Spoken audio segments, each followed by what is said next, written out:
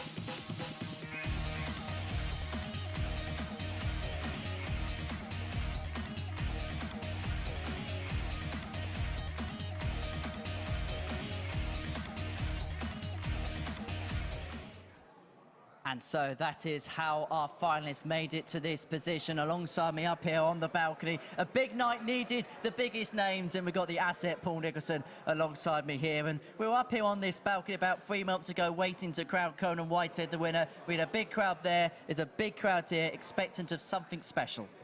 Absolutely. I think this week has been fantastic. I think the averages do reflect a fair standard that we needed for this week. And I think even though some people have had big averages this week, it's no guarantee of success.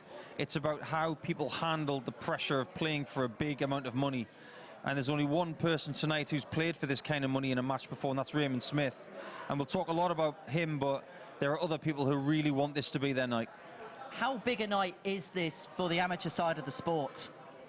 Huge when you think about the fact that this series straddled Christmas. We're talking pre-Christmas and after the World Championship. So we are talking about people who were maybe going for tour cards at the end of 2022. Some of them didn't get there and they've returned in 2023. And some of them are now pitching their tent here to try and make a lot of money this year, but they're not looking beyond tonight. Well, there's 6 players in action this evening. They're split into 2 groups of 3 in the pool stages. Let's have a look then at the finalists and the groups they're in. So Group 1, which is going to be the first game we're going to see this evening, Adam Mould, Jim McEwen, Matt Clark in there. And it's fair to say that there's a bit of a contrast in pace and stars in that first group. Yeah, just a little bit. I think Adam Mould is the fastest player in that group by quite some distance. And I am really intrigued to see how he handles that. We know that Matt Clark and McEwen, with their experience, they're going to be fine with whatever the pace is because they will do their thing. But Adam has got the big test. He's got the people who are slightly slower, and if he can handle that, he has shown us the last couple of nights that he can play at a very high level towards the high 90s. He's done the ADC, the amateur dart circuit, a fantastic service this week because he's putting them on the map.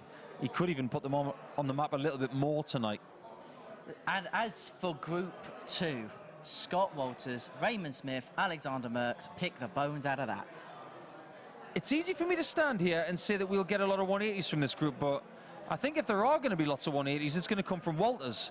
We haven't had a massive amount from Raymond Smith and only 2 from Alexander Merks this week.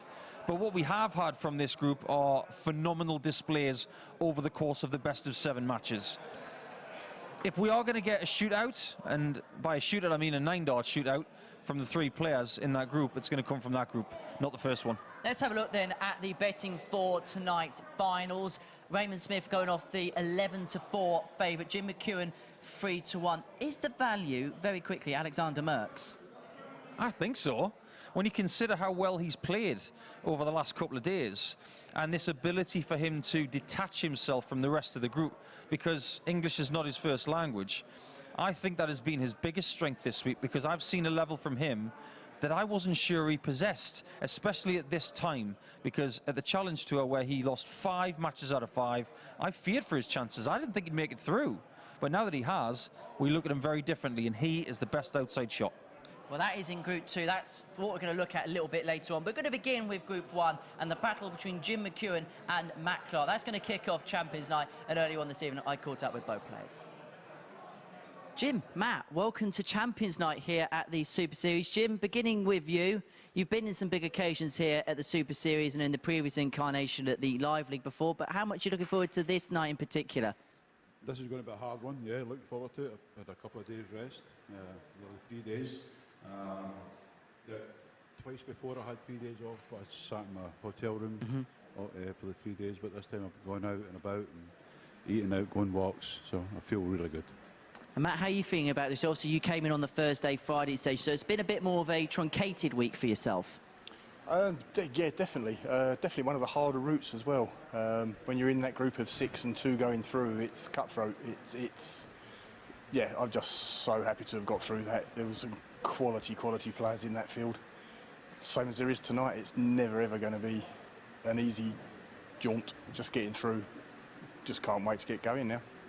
You were the first player to win a week here. You were the first player to get through to Champions Night. I suppose this time you'd like to be the last person on this stage.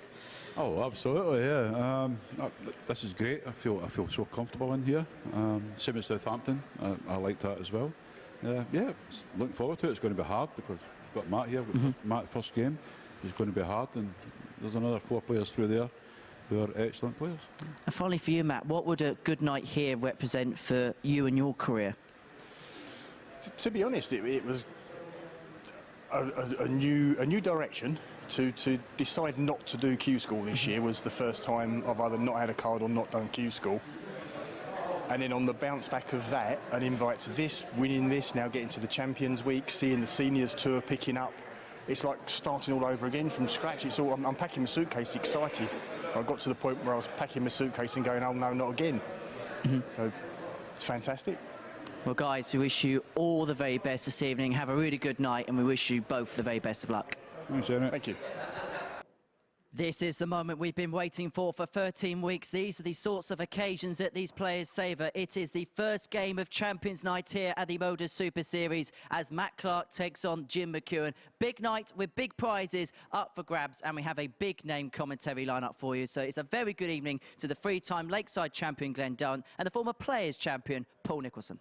Good evening again, once again, Henry. And here we go. This is the culmination of Super Series 2. And over the next 4 hours, we will now crown our second winner under this roof.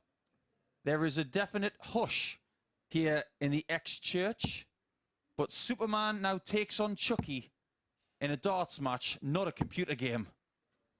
This is modern day darts at this level, but not maybe as you know it from the last few years. Now we are progressing into 2023. £20,000 up for grabs tonight. Okay, first leg is Jim to throw first. Yes, you joined us for the first time. Good evening, everybody. So what have we learned? 12 weeks full of gifted amateur players. Some players have now moved on to be professional players. A couple of winners, and Adam Warner and Graham Usher.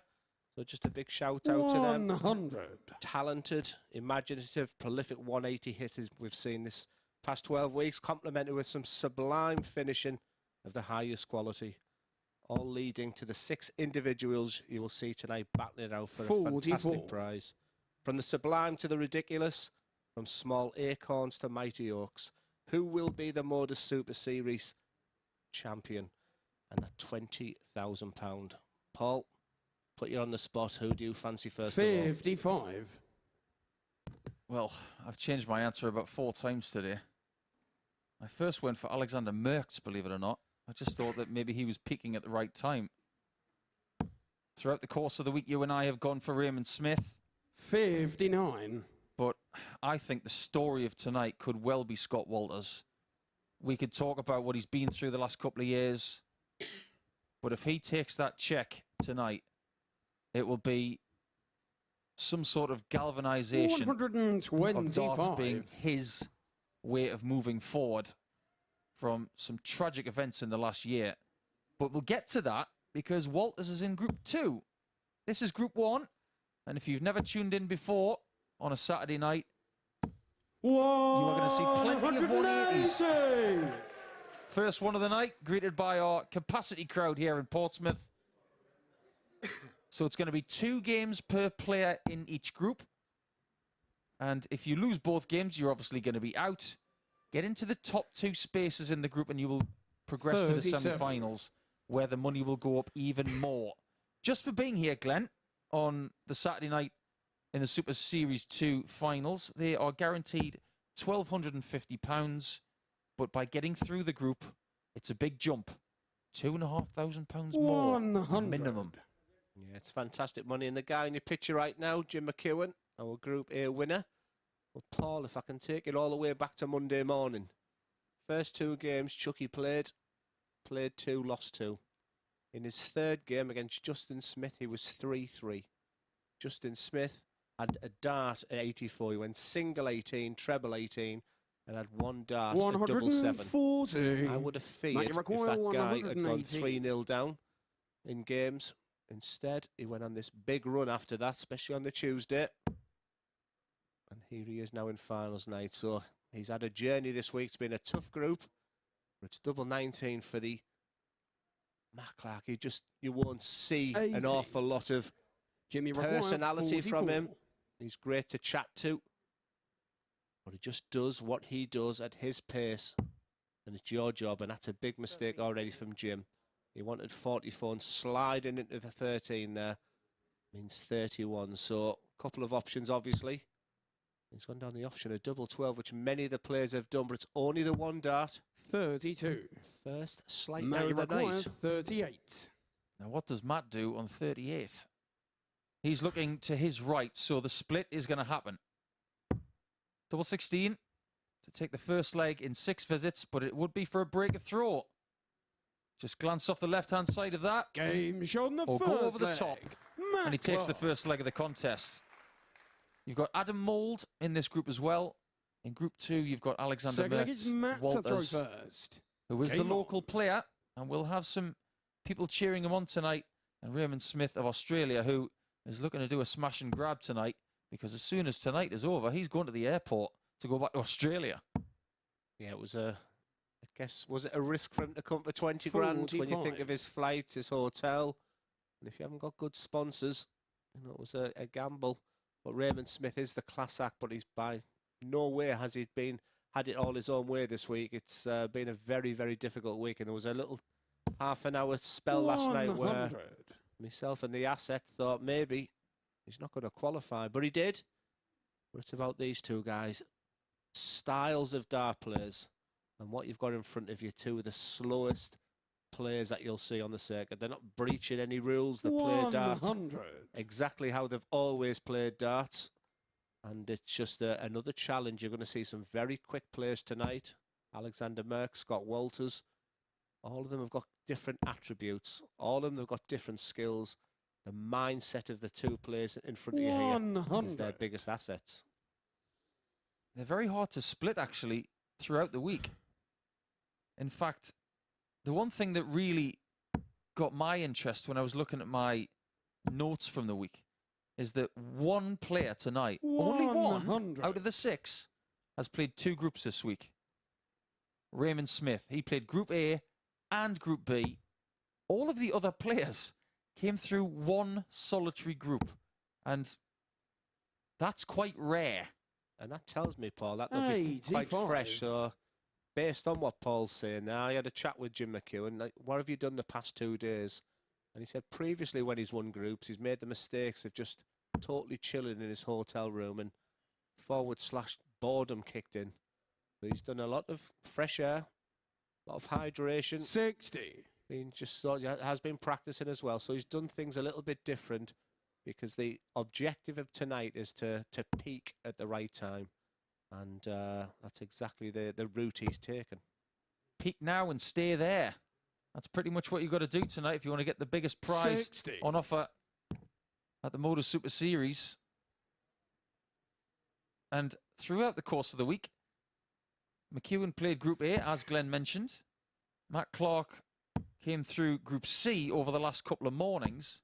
100. Their weekly average, Jimmy require 156. their top average, and their likelihood of 180s per leg, and their highest finish are all close, which makes this game, of course, the possibility of being a close contest. I actually think that this game is going to be minimum 6 legs. 100.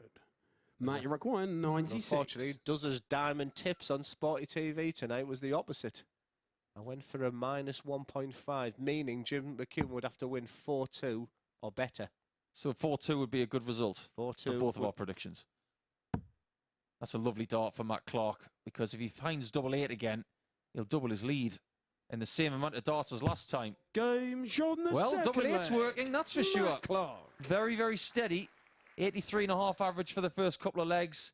And McEwen has got problems early. Against Jim Now, there to throw is first. a formula to getting through these groups. If you can get one win out of your 2 games and have a positive leg difference, safety is guaranteed.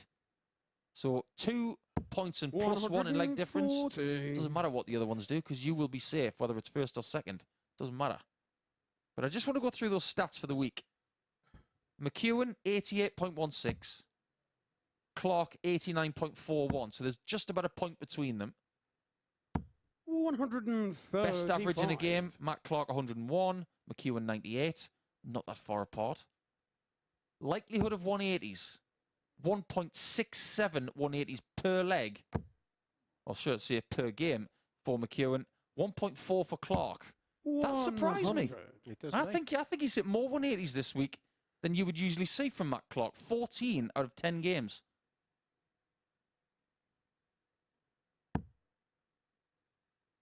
Yeah, I made the mistake of saying Matt was from Kent. 140. So he corrected me tonight. Some Braitmit, which is between Bolton and Bury. He's lived in the northwest for a while, but Yeah, we said that he's from Kent because of his nickname. That's where he's originally from. yes, they often grab us no matter. So they are watching some of the games. And they often grab us if we have things to say. With Jim McEwen, I won't repeat what he said to me on Wednesday. 81. But I only see what my understanding with Jim coming into is he wasn't 100% happy with his throw. But to come through that Group A, give him real chances. And yeah, tonight I had him down as a minimum 4-2 winner already. Does his diamond tips. It's not looking good. But remember, if you are having a little bet tonight, you must be 18 plus. 97. BeGambleAware.org. Please gamble responsibly. Don't be so sure, Glenn, you know. Jim can win 4 straight legs. He might win 4-2 from here. I just think I've underestimated Matt Clark all week. 100. Is what I'm thinking. Matt, If you you wonder require what, 129. if I'm looking pensive, if I'm concentrating while you're chatting there, I'm thinking, have I underrated this man who's about to throw his darts now? Because I haven't given him an awful lot of credit, but with 72 left here, he's got options. Been quite old school. He's gone the treble 16 route as Jim 89. McEwen was shaking his head. I Jimmy think he McEwen, figured 80. that. And already in 80, he's not the nicest of finishes in a sense that you have to avoid the 5 and the 1. And that is the cardinal sin, because what it does mean, he's got plan B. Because it's sneaked into treble, he has got the opportunity of going for the bullseye. And that's dangerous. A dangerous thing to do. Not what I would advise. Game But shot in the what third am I to leg. say? Because that Jim now McEwen. is an absolutely superb finish. But that 25 is just such a small margin of error. He could have gone into the bullseye, or he Game could have on. sneaked out with the 25. But he was bold, he was aggressive, and he was successful. Do you know what that's like in poker terms? That's like having an inside straight draw and you need to find yourself a 4 140. for a straight. And he said, yeah, I'm gonna go for it. When in fact, going for the bullseye off a single 15 was the play right there, especially on a night like tonight. If he's willing to be really aggressive. 140. We're going to have to watch out for some of these shots because I didn't think he was going to go 25 there. Yeah, I think he went all in there, to be fair, because 3-0 down. You don't think there was any comeback. He's come with a couple of friends as Matt, so a big shout out to Lee White and George Bamber. Lee White, who Nico knows very well. Yes, I do. Either Nico lost his first county game against him, or Lee White won his first county ever game against Nico. I remember it was the Northern Club in Ashington, and I remember it very, very well for the bad reasons. Well, he's in the audience for you, mate, if you want to beat him up. I've seen him many times since. I had a thing about playing left-handers at County 55. Dots about 20 years ago. And Lee being a lefty for Hertfordshire, he got the win. Also, just a big mention to Craig Mansell, the main sponsor. And so hopefully they're all watching in the white board in Bury. Well, your man has done very well this week as Matt Clark. 44. He said he feels rejuvenated. He's revitalised the opportunities now of the World Seniors and the MODUS Super Series. Was giving him new options. And the one thing me and Nico sort of looked at each other just as Jim McEwen peppers this treble. You might go over the bullseye with the last start here. He did, and that would have left the finish. But with Matt Clark at 291, it was still a long, long way. Yeah, what Matt was saying in his interview with Henry earlier, it really did get us interested because he was talking about how throughout his career of going to Q School, having a card within the PDC, 41. and going back to his BDO days in the 90s and into the 2000s as well, it's a constant cycle of packing, getting back, unpacking, washing, and doing the same again. But Matt has said that his decision not to go to Q School this year for the PDC system has given him new 139. buoyancy of wanting to leave his home to try and play darts because it's a fresh journey. And that's really great to hear. Yeah, and the thing that resonated with me, Paul, was that, you know, doing your suitcase, knowing that you're not playing very well. 85. Knowing that you're going to possibly walk Jimmy into a Van Require, Gerwen or a 40. Gerwin Price in the first round of Pro Tours, and that drive to Barnsley, Wigan, Milton Keynes, it's not nice. And I sort of understood exactly what he meant at that point. Double Game top for shown the McEwen. fourth leg. Brings us Jim level at McEwen. 2-2. This one's been turned around. Your tip might still be good, Glenn. It might be. I'm just saying what a difference a crowd makes, doesn't it? Fifth leg is Jim to throw There's a first. good atmosphere in there. Game on. Henry Deacon was rallying with a bit of Hey Baby earlier. Hey, baby. Stay off the karaoke, Henry. I didn't see Andy Jenkins dancing, though, I will say that. You'll never see Andy dancing, ever. Andy Jenkins, who tried to qualify 140. for this week, failed at his first hurdle, but is here in the audience and will be at the World Seniors next week, as will my co-commentator Glenn Durrant. And I think it goes without saying, all the very best to you next week against Mark Durbridge. I need to find me darts now. I've got 5 days to practice. 100. You can accomplish a lot in 5 days. Joking aside, a little practice in the house. All going okay today, so I'm just going to enjoy it. There's the side view. This very deliberate throw. Just for me, if I was doing that elbow right at the end, just seems to be lifting. 100. Hence the reason his follow through is sort of just a little bit in the air. I might have a closer look at that. Where this one, look at this elbow. Look how low that starts, but watch what it does and then gets into the perfect position. Replication is key. Elbow low, rises, throws exactly the same. 140. I would say that an elbow rising is probably a better sign than an elbow dropping, because we're talking about a game where you do have to throw upwards to get the darts to go where they want to be. You can't get that elbow dropping and then save it with the shoulder. That will cause injuries. And what happened to my throw? My elbow was dropping. But look at that one. That's low. I was when I fit and then boosh. And that follow through is just uses his height. He's very tall. Very Barney-esque, that follow through. So they both use the height. They're both coming from Jimmy Require 121. tall. But like I said, a very deliberate game. We expected this. We didn't expect any fireworks and done and dusted in 7 minutes like one of the games did last night. Yeah, Alexander Merks was on fire in that game, and he wanted to get that game done in record time, but he was well back on the high 5 minutes that we had from Graham Usher last year against Chaz Barstow. Right, it is 164, and it's still on. Again, a little bit more proof of the old school nature of Matt Clark, who did not go for the 19s on that shot. And McEwen might turn this one around. Jimmy 3-2 imminent if he can find tops again. McEwen approaches, he shook his head because he had his concerns. And if you ever wonder why the goal low, he's feeling the tension. He's feeling it right now. There you go, look at the mannerisms. This is a massive dart in the aspect of this game. Showing the What fifth a leg. finish, and look at the Jim reaction. McEwen. You don't need commentary right now. All you had to do there was watch the body language of Jim McEwen. He understands Matt the to throw importance of that first. double five. Game on. And from 2-0 down to lead 3-2, opportunity knocks for Jim McEwen. It's fair to say that Matt Clark was there for the taking at 2-0 up because he was averaging 83.5. He's only improved his average by 2 points 100. since then. In fact, it's a little bit more than that. But McEwen has gone way up towards the mid-90s now. But he still hasn't hit a maximum, which is befuddling when you think about the fact he's hit 25 in 15 games this week. And that's just what he does when he comes here. He is a very good 180 hitter, but he's showing a little bit of variance, a bit of flexibility. His ability to do other things well. And that thing that he's doing well tonight is ton-plus throws. 100. Have a look at this. 11 ton-plus throws and 5 140 plus throws. So that's 16 in 5 and a bit legs. That's enough on a night like tonight if you're doubling well enough as well. 100. Yeah, they're very, like I said, they're very deliberate players, and they don't often, no doubt he'll go into the 1 or the 5 now, but they don't often stray from that 20 bed because the process is the same every single time. They're probably not pleasing on the eye. 140. But when you score a ton 140, this is whether you're not your Michael Van Gerwen or Michael Smith, you know, they are good darts.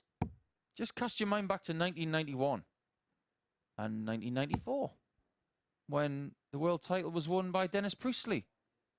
You don't have to be really quick to be entertaining. Because let's face it, Dennis Priestley, one of the ultimate dudes of this sport in its history. 161 each. This one's still on. It is the ball. Matt Clark shakes it. And we'll have to dodge that shot from McEwen 160 to make sure he doesn't lose the first game of the night. And that's the most reaction you're going to get from Matt Clark. I don't think I've ever seen anything like that from him because he's just so poker-faced. And does his tips. Looks like they're going in the bin right now because Matt Clark, I think this, what about you, Paul? I think this game 41. deserves to go 3-3. There's been 25. not an awful lot between them. He's hit double 8 twice, and he's not going to go for it. That's crazy. I don't get that at all. And that was precariously close to double 17. Game shown the 6th flag. What do we know? We know 0 because he knew best.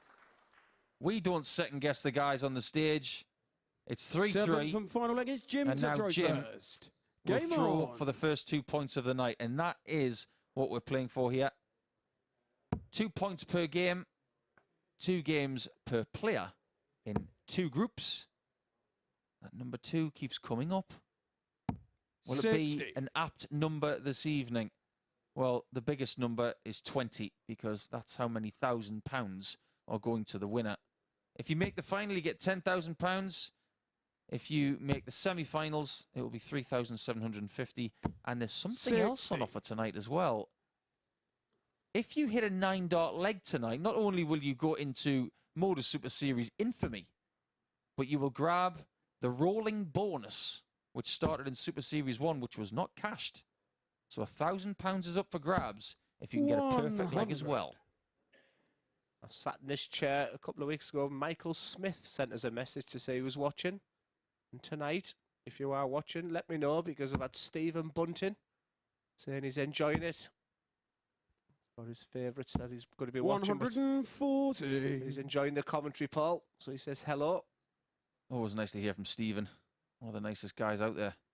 And I'm not just talking about dart players.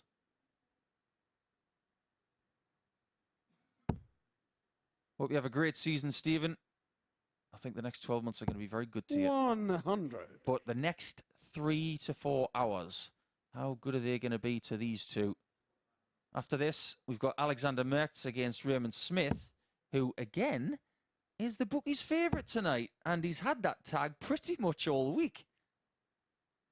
You said Stephen Bunting's your favourite. 140. My favourite player's also sat watching, so good evening to Joe Mernon. Thanks for the message. Hope you enjoyed the darts all night. Already this game's going all the way. I'm sure he's going for Matt Clark tonight because Joe's from Bolton. 100. I'm sure he's played a lot of local stuff Matt, with you Matt require Clark over the last few years. 161. Matt Clark's not letting Bolton down because he's been absolutely brilliant this week. But like I said, he does it his way. I think if you had a walk-on song, there is a tune there somewhere, Paul. They call him Superman because he's Clark from Kent. That's where it comes from. What a dart that 93. second one was. And what you need to do in Jimmy darts is McEwen, just give yourself 141. opportunities. Well, this is a chance, but it's a very difficult chance. He hasn't had a finish this big all week. In fact, his biggest is 137, which he hit with 2 double tops.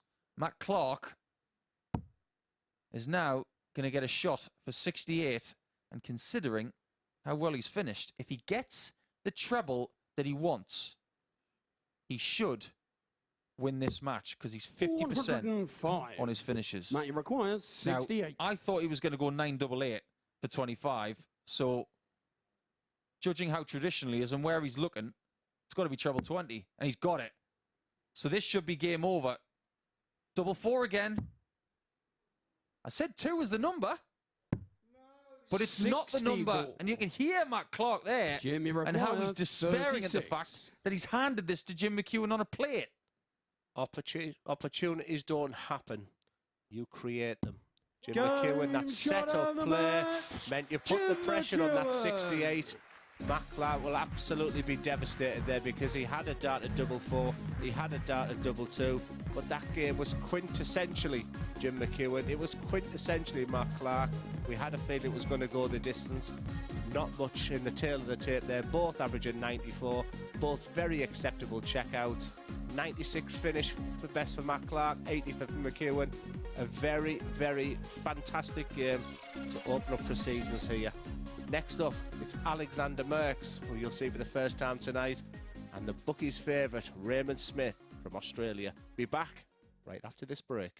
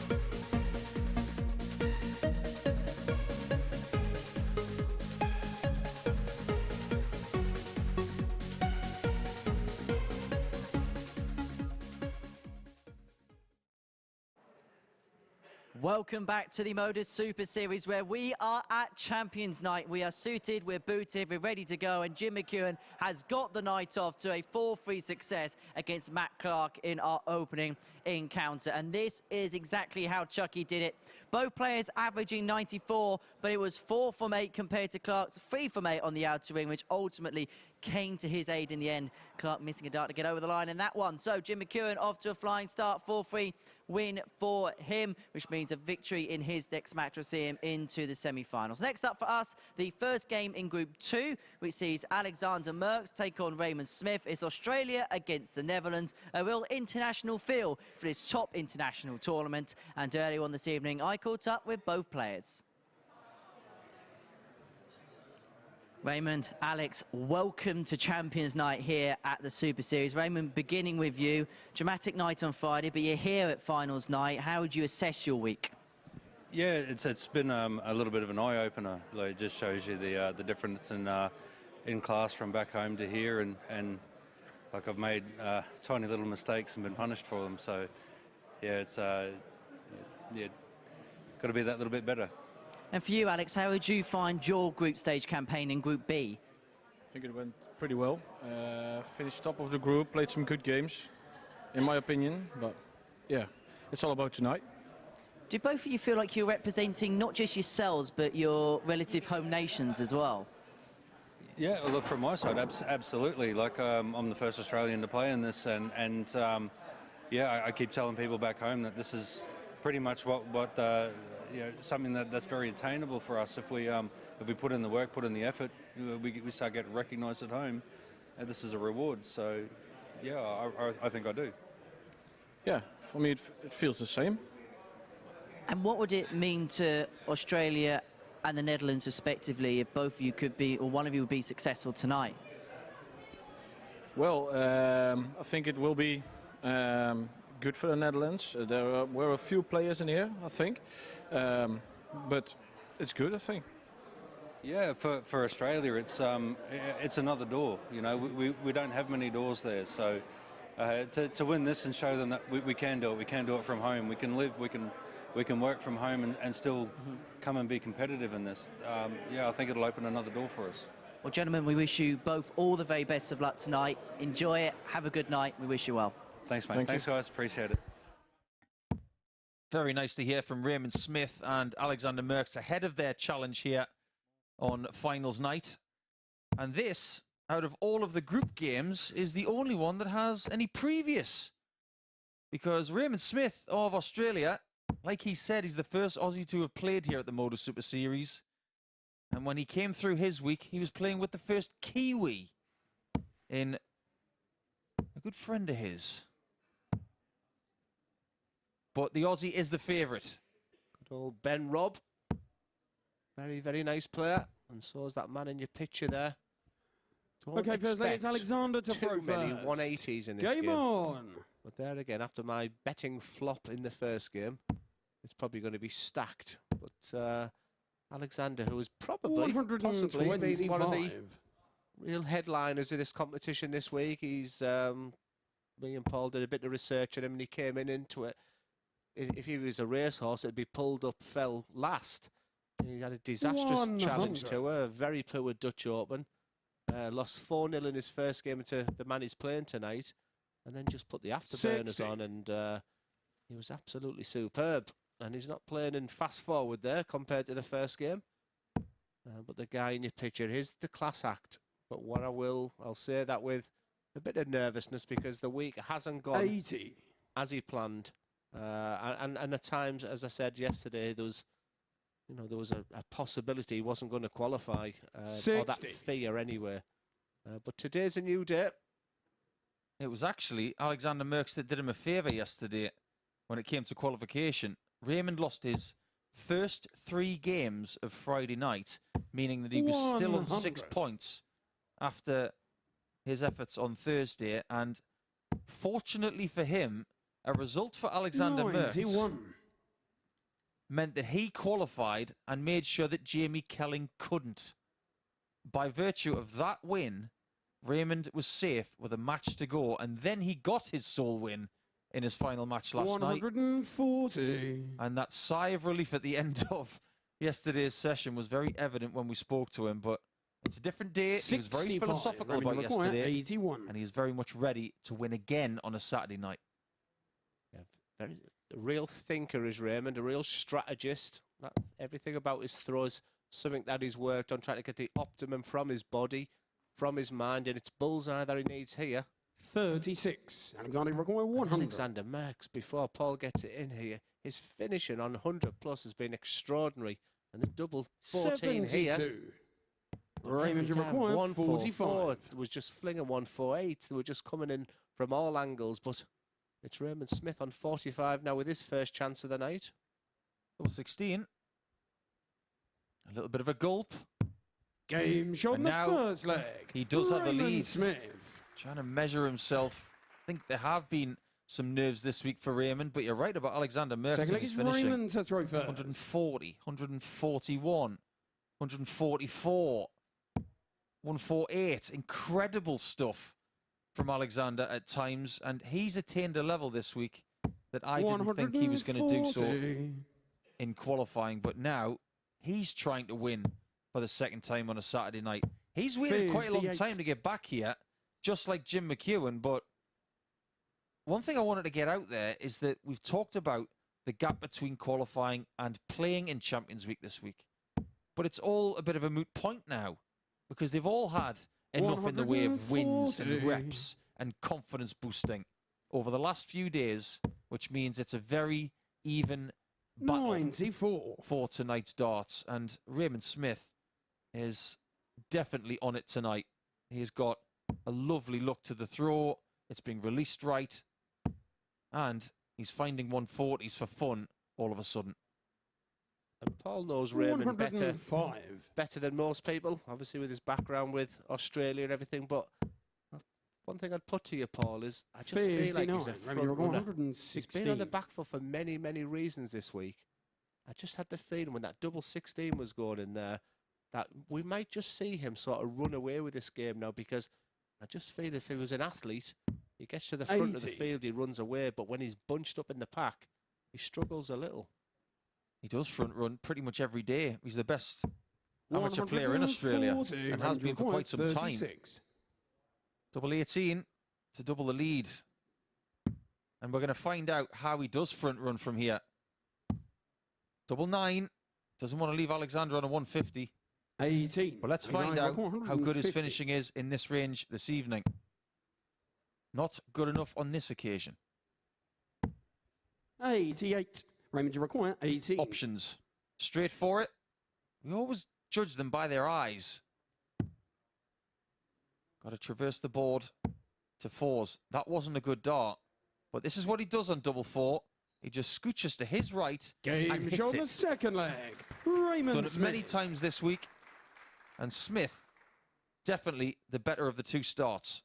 So look, it's Alexander to throw It's first. fantastic, Game Paul, to see that there's a crowd in there tonight. Now, obviously, Raymond's going to not have a great deal of support in there, but 40. certainly has a messages. So keep the messages coming. Thanks to James Bailey, all the way from Australia, Glenn. Just really want to see Raymond win this tonight, mate. Well, thanks for the message, James. Thanks for watching.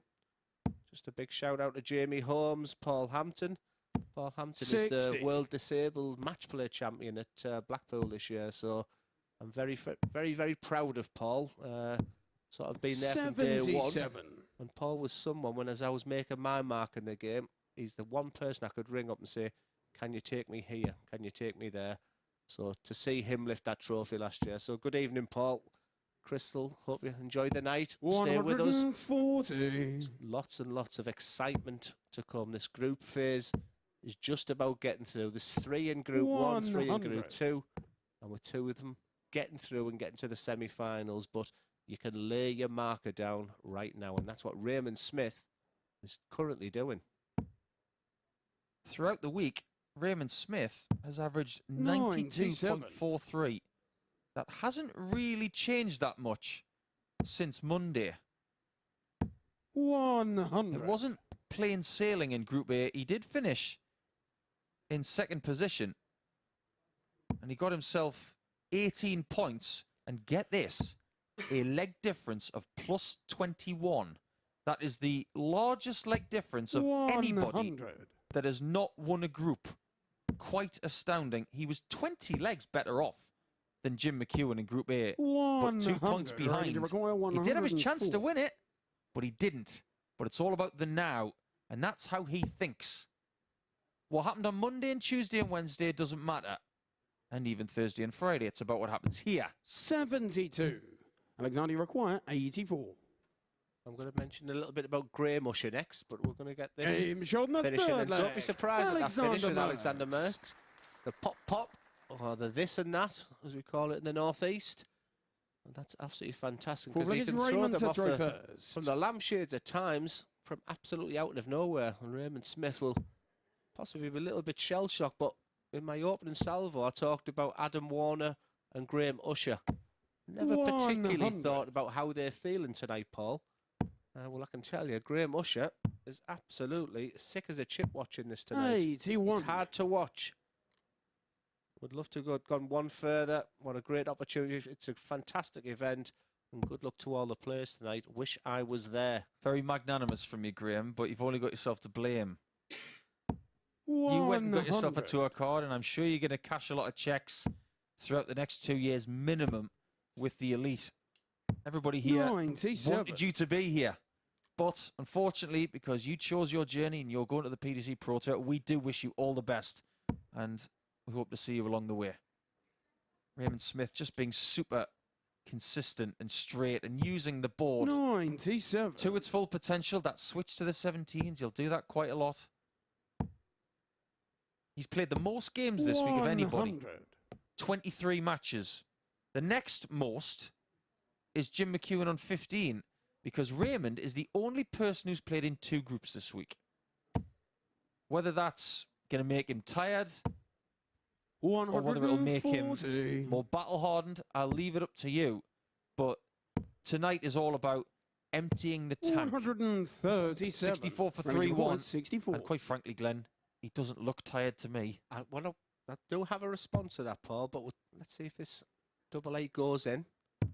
Game show And the my fourth response to leg. it is I don't Raymond think Smith. physically Paul is going to be tired, but he's one of the biggest thinkers, and mentally he could have used up an Fifth awful leg is lot Alexander because, to throw first. like I said, the ups and the downs, it was like a roller coaster the whole week for him. 60. And mentally, he does think an awful lot. There's a lot going on right there. Not necessarily physically, but he's thinking, he's studying. He caresses that dart, and then the replication is just incredible. 140. I think I was interviewed on Sporty Stuff TV earlier tonight, and I said he has the credentials to be a professional dart player. 57. He's the best amateur player in Australia right now, and I guess he'll have been disappointed the way Q School went, because he's got all the skills and attributes, in my opinion, to be a top 64, top 32 player. Yeah, for me, he's the best free agent in the sport 140. outside of the PDC. I hung my hat on that earlier in the week, and I stand by it, because I think he's got the lot. 140. And again, after 6 starts, he's on 2-2-1. This is just a blitz so far. He's within 6 starts of winning this match by a distance. And this is just what he does. No 180s again 100. from these people. It's just not in their armory. They don't need 180s. Well, I did for Duzz's Diamond Tips, 80. so Remedy apologies to anyone that 121. followed that tonight. Got Andy Hamilton watching as well. Very similar to the guy in your picture there. I was thinking the Hammer. Treble 17, who's in great form, and it's for the match. Bullseye. Oh, it was never in doubt. 4 legs to 1 for the Guru. He thinks his way to another big win over Alexander Merkx. Throughout the course of this week, he's played him 3 times. He's won 12 legs, and Alexander's won 2. That tells you a lot, because 96.35 the average. 1 in every 3 darts at double hit, including the bullseye at the end. That was masterful from the favourite for the title this evening, and he started tremendously. As for Matt Clark, he lost his first game of the night, and he will return in game 3. And if he loses to Adam Mould in group number 1 after this, he will be gone.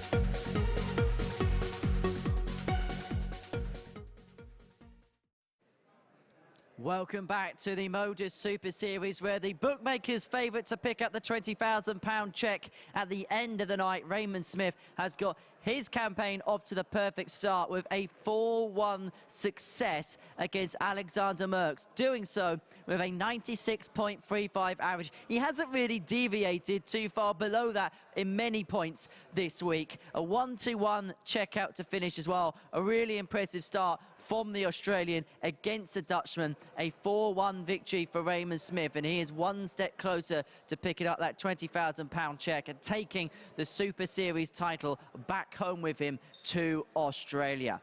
Next up for us, it is a battle between two Englishmen as we get our middle games underway. We begin with Group 1 and the battle between Matt Clark and Adam Mould. Matt Clark lost out to Jim McEwen 4-3 in his first group game, so defeat for him here would eliminate him from the process. He takes on Adam Mould, an ADC qualifier who won week 9 of the process, and he caught up with me earlier on this evening. Adam Mould, finalist at Champions Week in the MODUS Super Series. This has been quite the journey for you. Fairy tale continues. How much are you looking forward to tonight? Oh, I've prepped the same way. I'm going to take everything the same as every other night. I'm going to enjoy it, and we'll see how it goes. Is this genuinely the biggest night of your darting life tonight? Yeah, I suppose so, yeah. And then for you, because it's the biggest night of your life, because you've been on this journey, of course you've got that expectation to win, but can you almost treat this as a free hit, a free wall, and you can enjoy the experience, and whatever results you get is a bonus? Yeah, I've said the whole week that I've got nothing to lose. I've got nothing to lose. I'm gonna enjoy it. I'm gonna try and play my best, and we'll see where that takes me. And finally, if you were lucky enough to be given that check later on this evening, what would that represent for you? I mean, I can go on holiday. Yeah, no, it'd be brilliant. It'll be fantastic, but that's a long way away. Yeah, I'm just going to enjoy it, try and play my best darts, and we'll see where that goes. We wish you all the very best. Adam, good luck. Thank you, Henry. A very relaxed Adam Mould before he plays his first game of the night. He will take on Matt Clark here, and it will be Jim McEwen in Game 5. But talking his chances down potentially, I don't buy it, Adam. I think overnight, when you qualified in Group B, I think you dared to dream. Just a little bit. He's from Aylesbury, which isn't too far from here. Just over an hour and 15 minutes away. But Matt Clark, he knows exactly what he's got to do against Adam Mould. He's got to beat him, because if he doesn't, he's going to be the first casualty of Champions Night here in Portsmouth as everybody collects their thoughts after a Raymond Smith masterclass. Yeah, Adam Mould when he probably looked at that group and he thought, Okay, Matt first Clark leg, it's Matt to throw Jim first. McEwen, he probably didn't concern Game about on. the darting prowess. It was more the fact that the sedate, difficult pace, so it's more of a mental stress for him than actually playing the opponent there. And he was someone who absolutely is kicking the heels of the opponent as they're throwing the dart. He likes to beat the dartboard. 140. So this is a new challenge for him. But thanks everybody who's been in touch. But the most important person in my world has been in touch. So a nice video of my grandson 60. watching. So I love you very much, Reggie. Can't wait till tomorrow. Hope you're enjoying the darts. I've had a few from Bolton get in contact as well. So there's lots cheering on Matt Clark in your picture.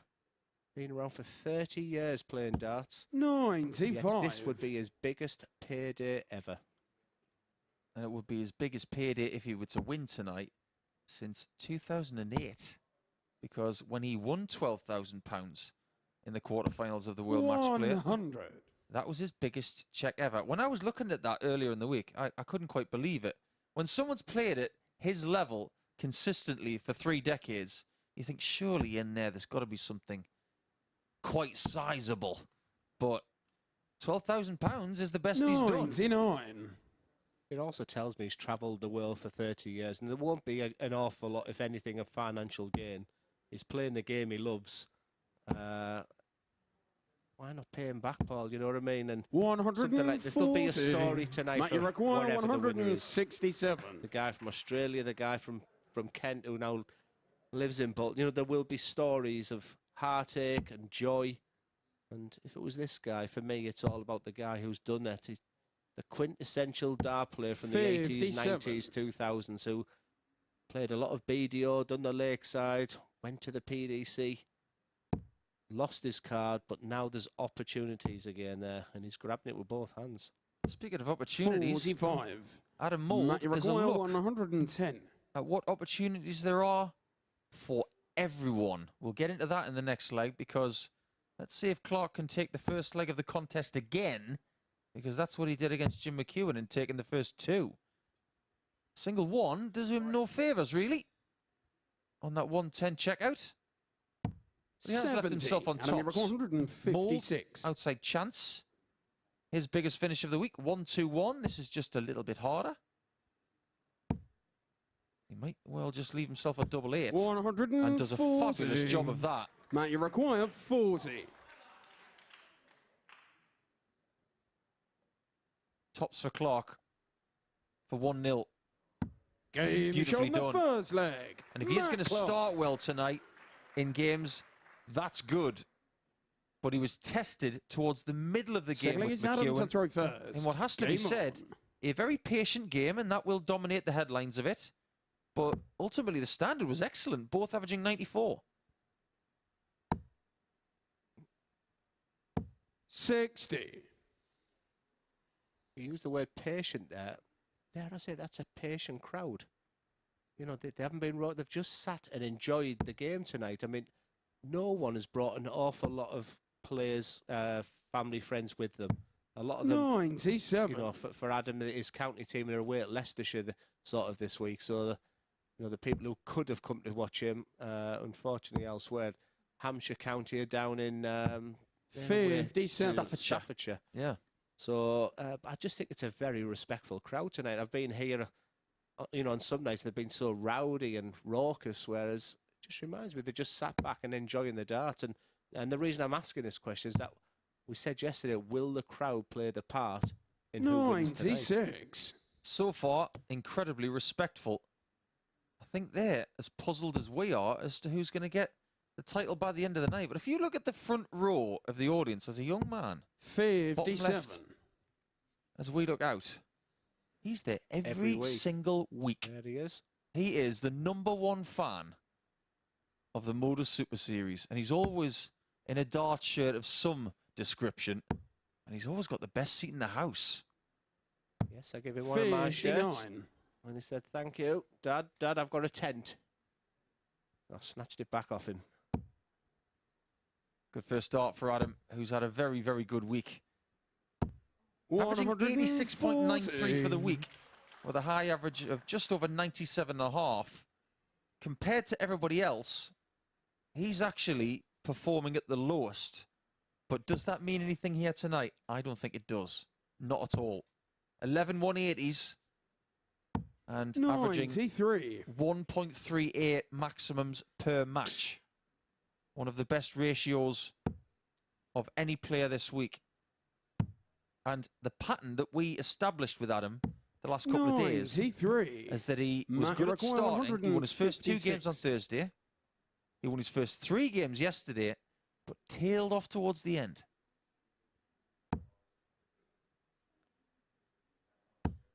And that's a good point, Paul, because especially on the Monday morning, Tuesday mornings, you know, I was able to sort of speak with people, and all of a sudden they're now bringing energy bars. Now, did you see Adam behind you there already showing signs of distress at the pace of 100. Matt?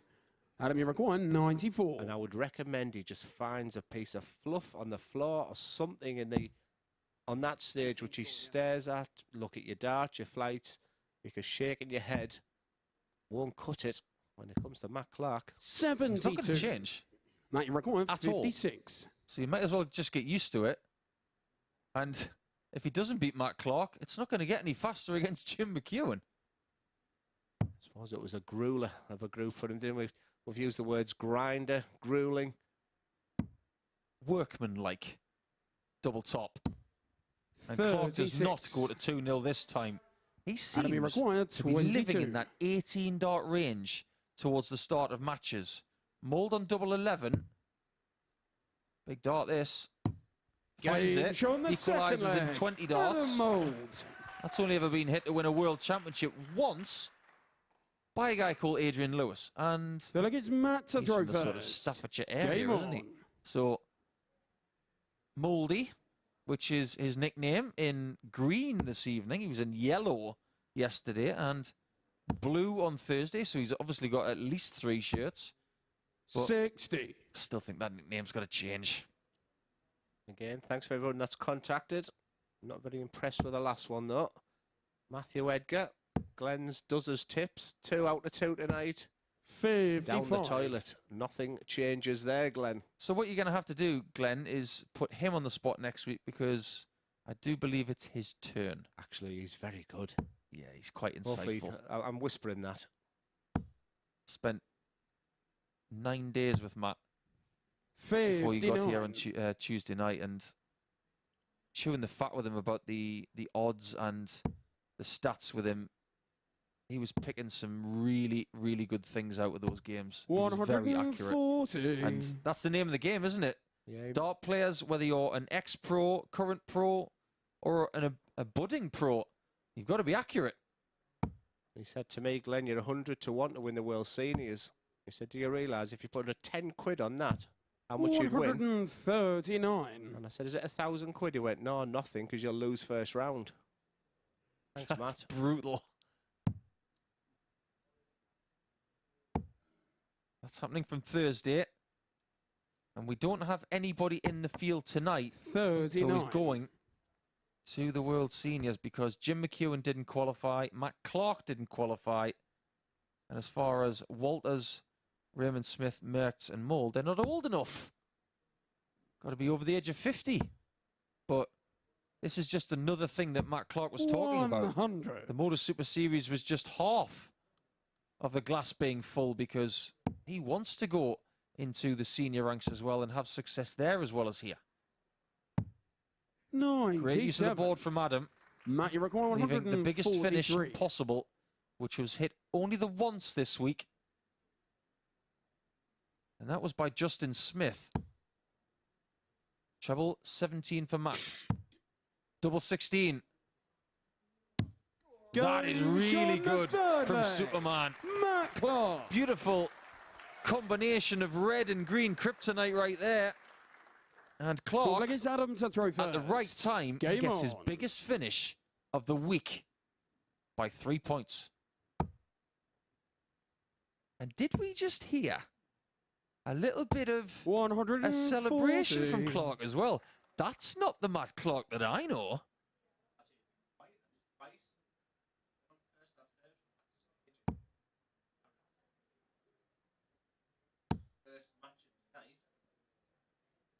$140.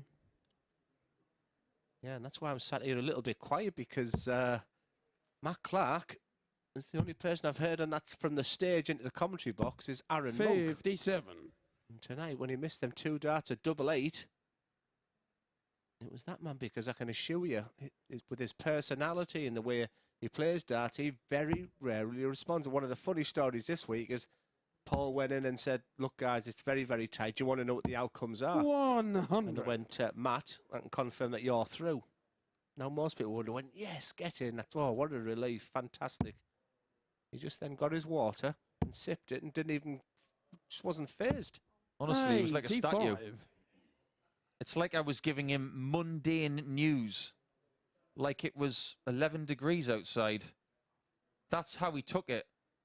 But the news I was giving him was, you're in Saturday night, you could win £20,000 now.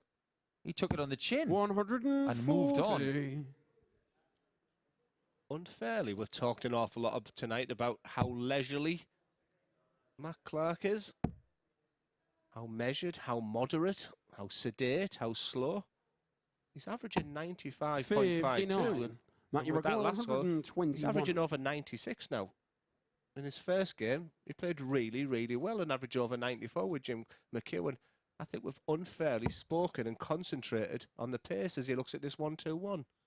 And if you wondering what he's looking at there, he's looking, what does Adam need? Because he has options there. He's gone the traditional for double 14. Game And after the 1-4-3 finish, it's now 1-2-1. And was that another shout there, Paul? It was. I think he wants this prize. Fifth more leg than is anything Matt right to now. throw first. And I love the way he's going for it, Game because on. that's what you need to do tonight.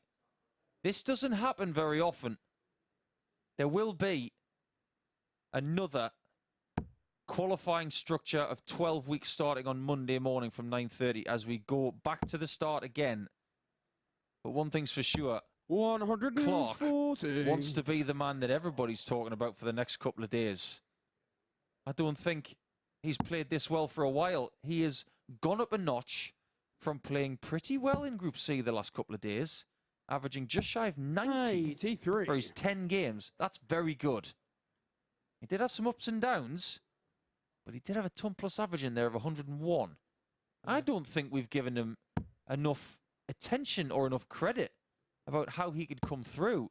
And this response, after losing to McEwen, 55. after he missed match shots, this just goes to show how determined he is. And I tell you what, it puts all the pressure on Adam Mould now, and that's why him beating himself up right now is doing himself no favours, because getting to 2 or 3 legs 45. could be incredibly important. Matt Clark will be sat very pretty despite losing the first game of the night. And who's to say that the first game of the night of McEwen versus Clark won't be the final tonight? You never know. It could be. Last week we had a final where 42. the two players had played each other 7 times in the week. As for Adam, he's here representing the amateur darts circuit as a qualifier. And if you want to find a pathway to get here, to do things like that, have a look at the Amateur Darts Circuit website. Check it out, because if you go to a qualifying tournament, you could be here too, just like him. 140 from Clark 140. to leave another chance to win a match. Now, it has to be said that if he gets that finish, 100. he's through. Matt, you reckon 120. Because he will tick the box of that desired formula of having 2 points and a leg difference in the plus. It's not going to happen here, but he's still got the chance, even if Adam Mould takes the 93, of doing it in the next leg. 25. I won't like that at all. Adam, you reckon 93. And Adam Mould, after that first treble, was hoping to get down to a little bit closer. He's gone aggressive. All he can do right now is set up. So what do I mean by going 53. aggressive? Well, he could have gone bullseye first dart. Matt, you reckon And even if he hit 99. the 25, he would have given himself a shot at dart at the bullets. Many of the traditional way of going. These modern players now are very aggressive on the trebles. Let's give Matt Clark and a finish we don't like, but what he's done right with that dart is giving himself an incredible opportunity. He's been unbelievable. Finishes of 1-4-3, 1-2-1. 83. Would have been for 99. I'm not even Adam, sure you he require knows. A lot 40. of the players don't know about this 2 points and plus leg difference thing. But that was a dart to make the semi-finals. Double top for Mould to keep the game going. Game show on the 5th Right, leg. okay. Adam Mould. Now we're into some interesting territory as the crowd get behind Adam. He's got a bit more volume from the Sixth leg patrons. is Adam to throw first. When he goes back into the yellow Game zone on. here, Adam, if he wins another leg and takes us to 3-3, we'll go to a one-leg shootout again in group number 1. And, dare I say it, if he wins 4-3, he will eliminate Matt Clark. The fine margins tonight are just right in front of us. But then there's another scenario. If Matt Clark wins 4-3, 100. and then Mould beats Jim McEwen 4-3, say hello to a 9-dart shootout. That would be before the semi-finals. You're now frying my brain. I am so 121. glad I've got the experience of Paul Nicholson. And just while I've got the opportunity, Paul, it's been an absolute pleasure working with you this week. And you. Learned so much from you. And we're going to be working together to wait till the culmination of this 20 grand winner tonight. I've got the honour 46. of giving the cheque to the winner tonight. I'm really, really looking forward to that. So I'll let you laugh at me white shirt. Doesn't I come can't out laugh too very much. often. I'm wearing white as well. Ah, but you're about 7 stone lighter. 45. I did have the privilege of giving a cheque to Conan Whitehead in Super Series 1 And to see somebody that you genuinely like pick up that check and for it to change their lives, it's a nice feeling. But Adam Mould, who is writing a fantastic story this week, is looking to be 100. the Shawn Michaels of the Super Series here tonight, because he could be the heartbreak kid. I really showed me age at the mid of week when I said if Adam Mould wins it, if I'm giving him his check, he should come out a mouldy old door. 127. A song from, I believe, the 60s or 70s, which I did get, I think it was Lieutenant or Lieutenant Pigeon. Well, I can't imagine him coming out to that, but he's given himself a chance here from, to be honest with you, from absolute nowhere. And it does make this group very, very tight, 68. very, very exciting. Just listening to Nico there, the permutations right now are, yeah, just insane, especially if this double 16 goes in. 36. Well, this one's been hit by Jim McEwen this week. 137. Let's see if Matt goes the same route, because treble 19 first is almost the new traditional, but we're talking about an old school player here who doesn't do things the new school way. Single 20 to leave tops, and he will hope that Mould misses. Now, 97. Okay, if Adam Mould hits 32. This, we go to one leg shootout.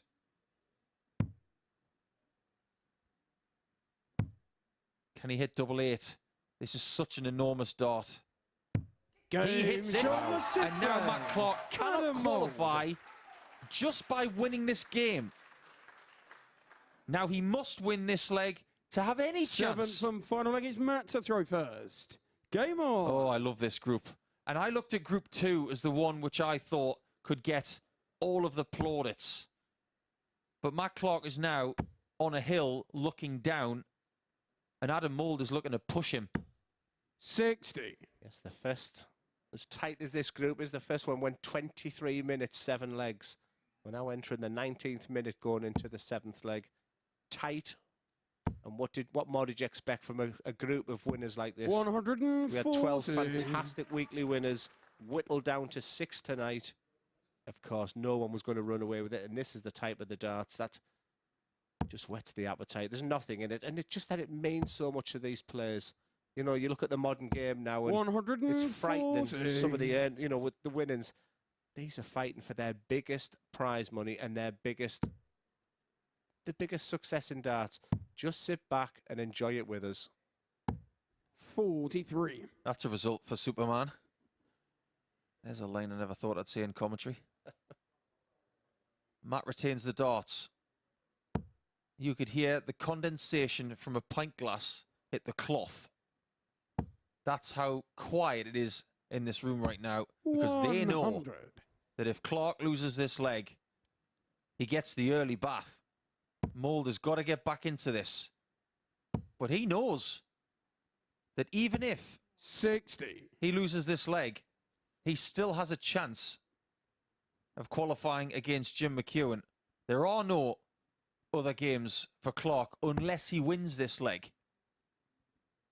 £2,500 is the difference from being eliminated in the group to the semi-finals. The pressure is magnified by the pressure of money, because that's why these guys are here. Clark 100 on 105. Matt, you require 105. And Mould on a finish, but a harder one. Yeah, and like the 137, people these days start on the bull. Clark doesn't do things like that. No, he goes simple, and simple's effective, especially if this double top goes in. 65. And he actually threw that very well, and the way just looking there, he wasn't sure if that was in or not. 158's not a favourite of ours. There's 2 ways of going, actually, for 158, but he's got a smile on his face and thinks again, but should we go on treble 20? Or is he? He is, but I think he messed about that much there, Paul. So it was to his detriment. 44. Advantage, Clark. Well, that 158 Matt, you require 40. would have not only eliminated Matt Clark, it would have put Adam Mould through in one match. We're talking about cutthroat darts here. Superman's on tops, and is still alive. He will have to wait to see what happens between Mould and Jim McEwen in game number 5. But Group 1 is delivering, And there is still the possibility of a 9-dart shootout. Incredible stuff. We'll take a break, but that is the bunch of stats from that game. 93.57 for Clark. He is providing really good levels of darts tonight. 94 average, then a 93. He's played his part. He now has to sit back and wait to see what Adam does against McEwen. But we'll take a short break, and now it is back to Group 2, where Raymond Smith and Scott Walters will do battle. The first time we'll see the man from the local area of Winchester coming to the finals tonight.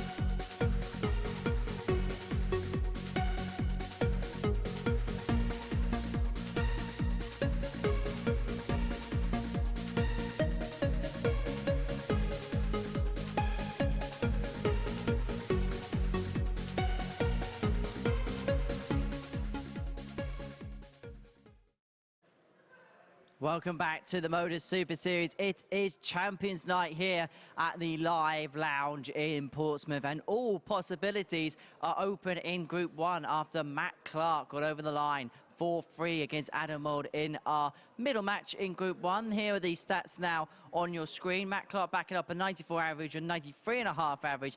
2-ton plus checkouts, which really changed the momentum in the game, the highest of which are 1, 4, 3 and 50% on his double. So Matt Clark still in with contention. There's actually still a possibility of a 9-dart shootout as well in Group 1. So we'll cross the I's, dot the T's on that in a little while. But first off, it is the middle game of Group 2, which is the next to take our attention. It's going to see the last man we haven't seen yet at Champions Night in Scott Walters in action. He takes on Raymond Smith. We've already seen a 4-1 victor early on this evening against Alexander Merks. A win for Smith would see him into the semi-finals. Scott Walters making his debut on that stage at Champions Night after being in the crowd when Conan Whitehead won the title back in October. And early on this evening, I caught up with Walters.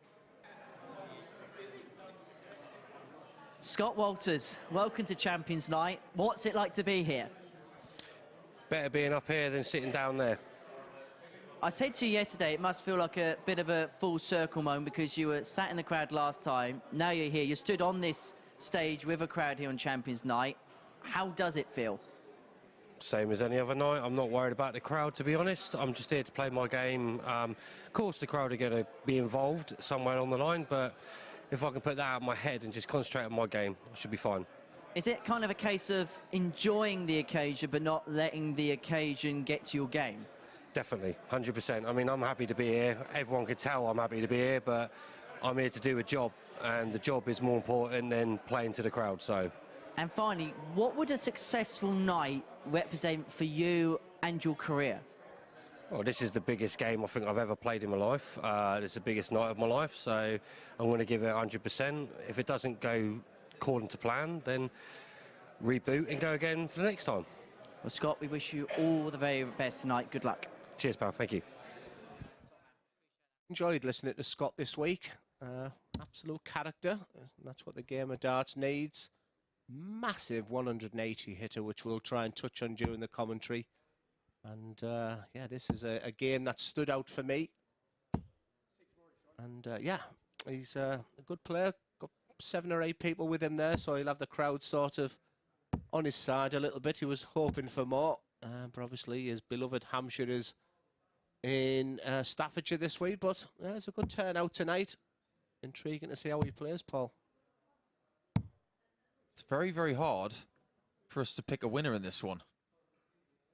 As for Raymond Smith, he is in the chairman's chair, as I like to call it, because a win by 4 legs to 1 in his first game has given him 2 points and a leg difference of +3 coming into this game. He knows that if he wins again, he will win Group 2. Okay, first leg, it's Raymond to throw first. Game on. Yeah, I feel like Raymond Smith is a bit of a front runner, and he looks very relaxed. I think this is a tough ask for Scott Walters, and sometimes darts is about time, and he might have caught Raymond at the wrong time now because there doesn't look like an awful lot of tension in that throw. Where's this guy? What a 180 hitter. He was telling me sort of a little bit about him earlier. It was nice talking to him. He used to use Richard North's darts, and then he went to a Super League.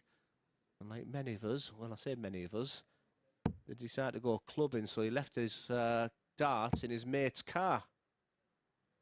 Couldn't get them back next day. Went to a darts comp, and Andy Jenkins, who's in the audience tonight, gave him a set of his. He won the comp. He even beat Connor Scott along the way, he said.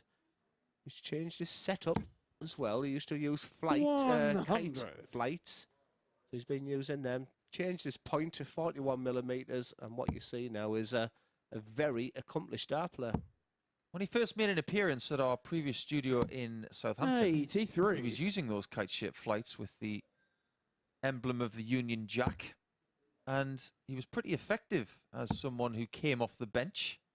But since then, he has gone up a notch.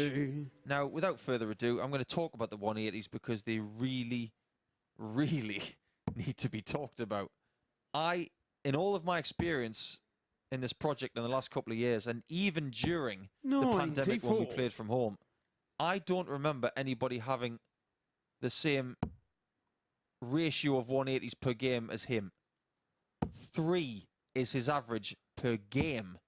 Because he's played 10 games this week, and he's at 30 in 2 days, including Thursday, where he got the record for the most 180s hit in a day by any player. But Raymond Smith, 14 darts for the first leg, and he is cruising towards what will be an imminent semi-final by the looks of it. Second leg is Scott to throw because first. if he gets one more leg, he's safe. What did Bobby George once say, though? Scoring for short, doubles for dough. I remember that because I was on Eggheads this year. 97. And that was our team name. I might have put the mockers on this game for 180s though, because my third and final part of my bet was more than 2.5 180s in this game. I didn't know your quiz team name was called Bobby George. 129. I never talk about beating Kevin, I never.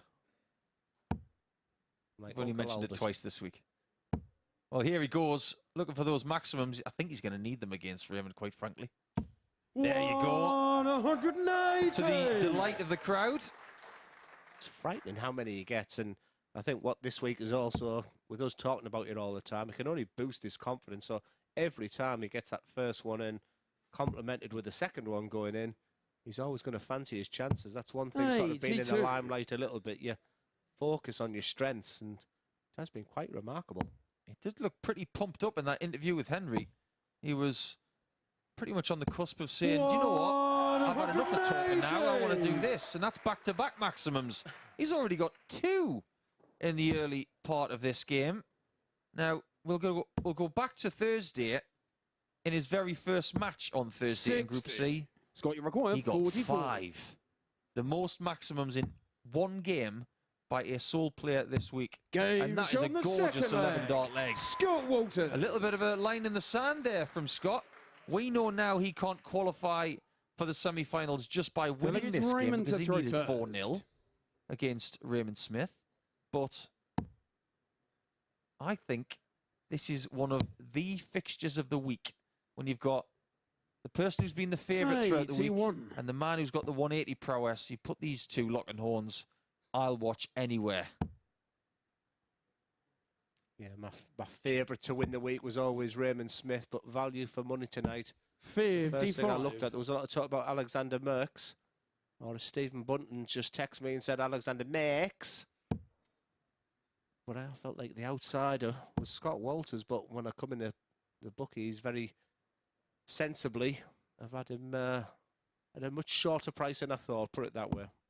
100. If my memory serves me right, and this may not be an accident, I think Raymond Smith is wearing the same colours as he did when he won in week 7 on the Saturday night. And dart players are like that. I remember about 18 months ago when Peter Wright won the World Match Play. And when he played Michael van Gerwen 60 in the semi-finals, he wore the same colour shirt as the one he used to beat him in the World Final. Dart players do this. They like to be reminded of good times. And the good thing about Saturday nights here is that you don't have to cast your mind back too much for good times. Walters won his Group C. Raymond Smith this week has not won a group yet. But then again, neither did John Henderson 7 days ago when he won on Saturday night. 140. And the thing with big hitters like the 180 hitters like Scott Walters, they do have a lull. They do have a period when their power scoring sort of deserts them a little bit. And Scott Walters' last throw has been his 55, 160. At that point, Raymond has got to step on the afterburners there because he can't outscore him. Raymond Smith's 180s this week have been nowhere near that of Scott Walters. But it's this area of the game right now that you see him where, for me, 60. Scott, you record 152. The good can become the great. Raymond Smith now is going to get a look at 60 points to guarantee his spot 60 in the semi-finals. Raymond, you require to be the first person to make it. Single 20 is found. He doesn't have to move. Double top. 40. He's had 2 darts to do it. Scott, you require Still got 92. plenty of other opportunities, whether it's in this leg or another. Scott Walters approaches, just double check his scores, and all he's doing right now, I'm telling you, what's he thinking, what's he messing about? Shall I go treble 20 or shall I go bullseye? And he's gone the aggressive route. What this means is it's not guaranteed a dart or a double, and that's where the frustration, you'll think, 60. why didn't I give myself a dart Raymond, at you the bull? require 20. Because hindsight's a wonderful thing, because Raymond will not miss this double here. He's just too much in the zone right now. That's the perfect marker. Or will he miss it? Because this is not nice. 10. Wow, 5 darts. to be 2-1 up. Scott, you require And Walters 32. is living a charmed existence. And I'm confident he didn't know that he needed that dart to go through the final, because he played a game last night and he didn't know what the outcome was, and it was a lot more straightforward, and that slid into the double 8. I don't think he likes the angle. He can't really use these darts as a cushion. But he did get the clean shot. And the first sign of aggression from Walters, who gets the 2-1 lead. He's a fortunate boy to get those shots. But when they come your way, you can't say no. Game on. We have some fantastic angles, and one of the angles, camera work that we see, is where you can see just over the head sometimes. And I think all he did in that scenario there is looked at that point in the middle of his flight and just eased it above it, because he didn't widen the angle as far as I thought he was going to. I thought he was going to go right to the left. But what it's done now is put him in a prominent position here. Raymond Smith, who said one thing he's learnt this week is that the competition in the UK is a lot tougher than the round-robin bases, and that's the angle. So he could have used that to facilitate that double 8. But we talked about Raymond not being a massive 180 hitter. And that 180 there puts him right in control of this leg and to break back. 60. Because he's so astute, he probably does know that he only needs 2 legs in this contest. But sometimes that can be a dangerous thing, because this guy's just got his 3rd maximum of this match.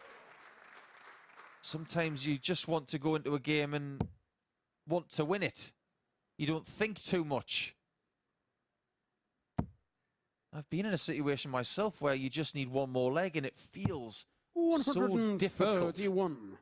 It's actually easier to be in a 3-3 situation than maybe a 1-0 or 1-1 situation wanting a leg, because you think, it's okay, if I don't get it, I'll get it the next time. Raymond, you reckon 130. If I don't get it this time, I'll get it the next time. Next thing you know, you're 3-1 down, and you think, hold on a minute, I might be eliminated.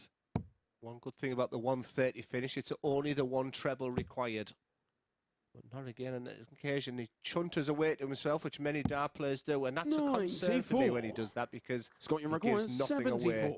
What a massive moment this is in the context of this group and the context of this match. And we are talking about 1 dart at double top. You talk about this time it's going to be double 10, so he looks away, and what he's doing now is going into his reset. He's just processing what the situation is. Huge dart at double 10. 69. Oh, huge miss. And that is a mixture of not being in that scenario before, or as much as someone like Raymond, who's played on the biggest stages in the world.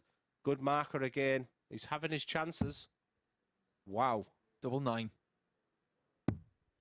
18. He's missed a bucket full of darts for his second leg, which would have guaranteed a spot in the semis. I now think he definitely knows. Double 2 to be 3-1 up, and Raymond might have a lot on his mind if this goes in.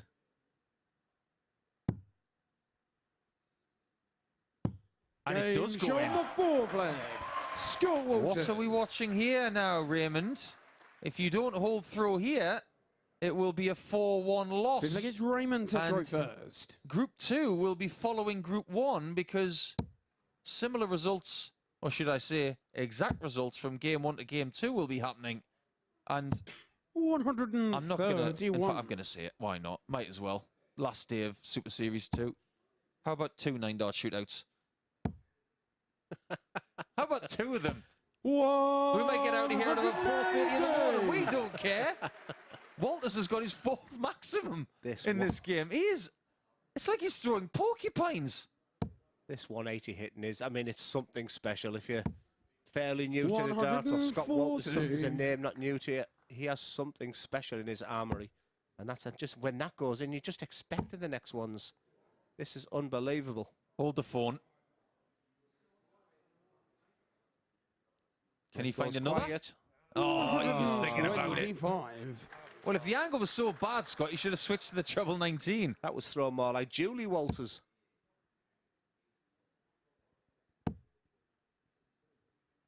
Raymond's in a very large spot of bother.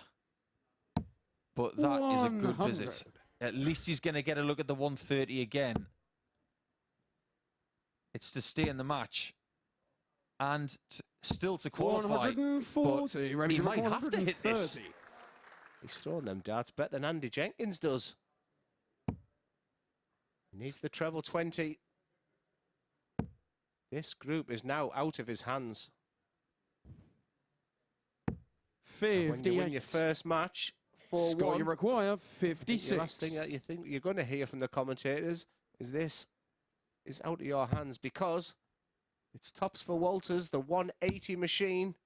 What a marker. Is that marker too good, Paul? 16. I don't think he could sneak it Raymond underneath. requires 72. But if Raymond needs a saviour, 72 is not the worst number in the world. That's a good miss, because that means it's 51. Double 16 is his favourite double.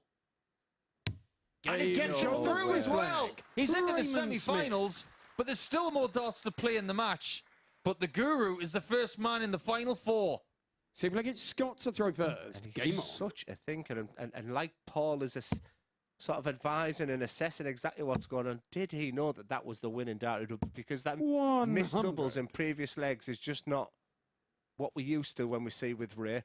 If he gets a dart or a double, but what he can do now is relax, and he's already in the semi-final, and what a great feeling that must be for him. 8 darts at a double missed 60. in this match. The majority of those were all for qualification, and then his love of double 16 returns. And I get the feeling that that treble 7 was arguably the miss of his week in a positive sense. Because remember, if he got a single 7, it would have been single 15 and bull, which would have been a lot more difficult. 100. Also gives me a chance. We've had some fantastic names in this week. I say when Michael Smith contacted a couple of weeks ago, and to hear from Stevie Bunton and Damon Hetter this week's been great. But James Richardson's been in touch. 140. He's been home after a very long day at Chester, and he's qualified for the UK Rallies, the UK Open Rallies there. So well done, James, and thanks for listening, mate. Yeah, James, well done. I was keeping up with those results today. Congratulations to you. We'll see you 81 at Minehead. Yes, I'll be in Minehead a couple of times myself this year, Paul. I've got the Butlins gig. Are you driving? 125. I hope you've got plenty of podcasts to listen to. I am so impressed with Scott. So impressed. He's, for me, been the player of the week. We'll keep you up to date with the permutations for Walters and for Merks 100. when they play each other in Game 6. But this, for Walters, is to ensure that he gets 2 points from this game. He would love to be in the semi-finals with Raymond Smith. He'd be very close if he hits double 16. And job done. 4-2. Scott Walters. He wins, but also Raymond does too. He's in the final 4. As for Walters, he just needs an amount of legs when he comes back in his second match. It's Alexander Merkx who's got his back against the wall against the local favourite. 96.57 is a very good performance, and the amount of urgency and bounce in his step that you've seen in that game is not an accident, because he really wants this. When it comes to the next game, Adam Mould and Jim McEwen will play. We'll talk about the permutations of that one when we return.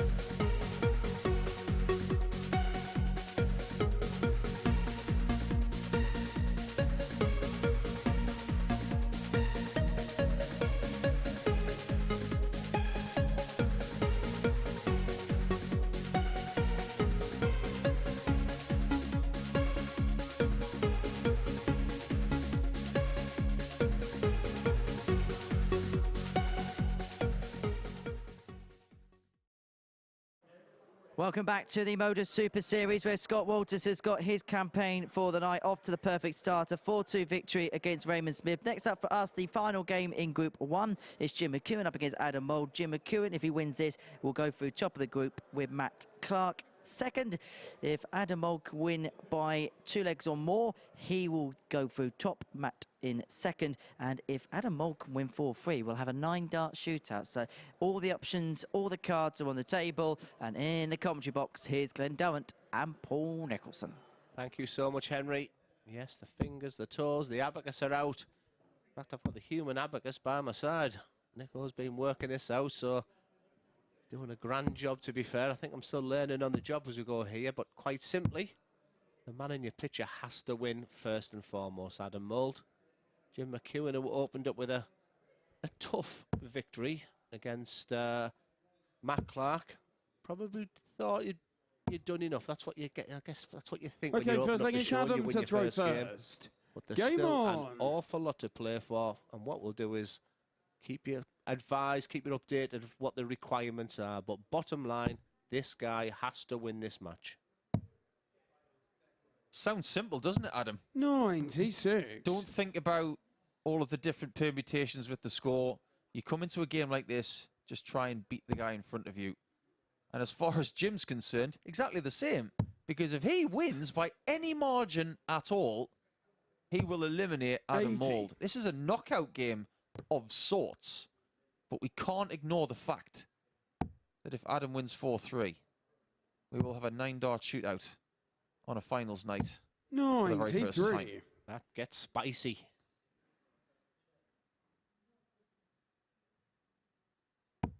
Talk about the fact that you win your first game of the night, and that's a really good thing. Well, it is. But because of the way these truncated groups are formed, 180. if you win it by 4 legs to 3, we don't want you to be safe. Because we're the tiniest little bit sadistic here at the MODUS Super Series. Yes, you win, but we don't want you to feel too comfortable. McEwen's got his first maximum of this match, and that's something that was missing in the first game, in the first 7 legs of the night. We only had the 1 maximum from Matt Clark. He didn't add to his tally 60 in his second game. And I think that's a sign, Glenn, of the anxiety of this night and the enormity of what is to come. Yeah, sometimes it's not, you know, the most talented players are going to win. It's the guy that handles the situation well. I always felt that was a strength of my game, where I could get into a mindset where, first and foremost, I want to be tough to beat. And I put Jim McEwen and Matt Clark in that same category. They are very, very tough and difficult to beat. They don't often start flinging 1s and 5s in. You know, you'll see a lot of 100s. And whereas someone like Adam Mould, he's just more inconsistent. So you'll see the 180s coming from Adam, but also potentially the inconsistency in the game. His biggest battle right now is himself. Jimmy require 81. For a first leg break of throw. Using black flights tonight. Throughout Group A, he had blue ones in. Well, he can't leave himself double 10 now. 41. And Adam comes back 36. For double 18 after a wonderful setup shot of 1-3-4. And that is a great 16-darter to start. A challenge for 4 legs. And for his sake, he's hoping, with not much coming back from his Scottish opponent. Game on. Yes, I smell a 9-dart shootout for some reason. Don't go there. What a perfect dart is. That's begging to be filled. Jim had 25 180s in Group A. Right up there. 95. That was a fantastic performance, but then dwarfed by Scott Walters, who was an absolute machine, who batted that within 2 days. Yesterday he was wearing black and yellow, and I said he looked like a wasp. 180. Hits all the red there, and 180 by our referee for the night, Owen Binks. Tonight he's got a bit more Green Lantern about him, if I'm going to go superhero, because yesterday he looked like the sidekick of Ant-Man, the Wasp. It must be my housing coming out, because I'm thinking green equals mould. And green equals mouldy. Sure, we can come up with a better nickname than that. Says dozer. How good was that? 180. Now, Adam. There is a bonus on offer for a 9-darter of £1,000. If you or anybody else doesn't hit it tonight, it will roll over to the next Champions Week in around 13 weeks' time to £1,500. 141. Forget about the money. We just wanted to hit this. So get the 7th treble. Get the treble 19. Oh, it's the best effort of the week. We've had people do back-to-back 180s, but nobody's got the 760. Good try. I had my 9-dart paperwork out there. I was waiting for Paul to cue me in. I was getting a little bit nervous there, but I'm still in my infancy in this seat and yet to see the 9-darter. I was getting a little bit nervous there. 64. God knows what Adam was feeling like. 52. But right now, probably not an awful lot because the percentage of people that lose legs after having attempts at 9-darters is very high because you're thinking of the 9. The focus. I like that little come on there. Did you see it? He's a very motivated individual, is Adam Mould. And he lets you know exactly how he's feeling. And that was a quality last dart. Better than a standard 52 because of what the circumstances were all about. His mind could very easily have been in that treble 19. That fantastic prize for the 9-darter. But instead, he just gritted his teeth with a come on. 140. That double 10 in. Kudos. Now McEwen's got to do exactly what he did in his first game. He was 2-0 down to Matt Clark as well. He did get to 3-2 up in that first game of the night. But it is fair to say that Matt Clark was not playing at the same level as Adam Mould is. This is a very different Adam to what we saw in his first game where he averaged 83. And there's another maximum, his third of this contest. He's going berserk. And right now, Jim's feeling electrocuted.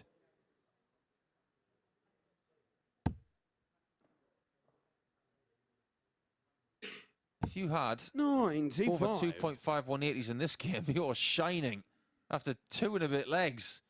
Please gamble responsibly, over 18s only, and begambleaware.org for more information, of course. But Mouldy doesn't want to go and get a bit foldy at the end of leg 3. Got to keep pushing on. See what you did there, Paul.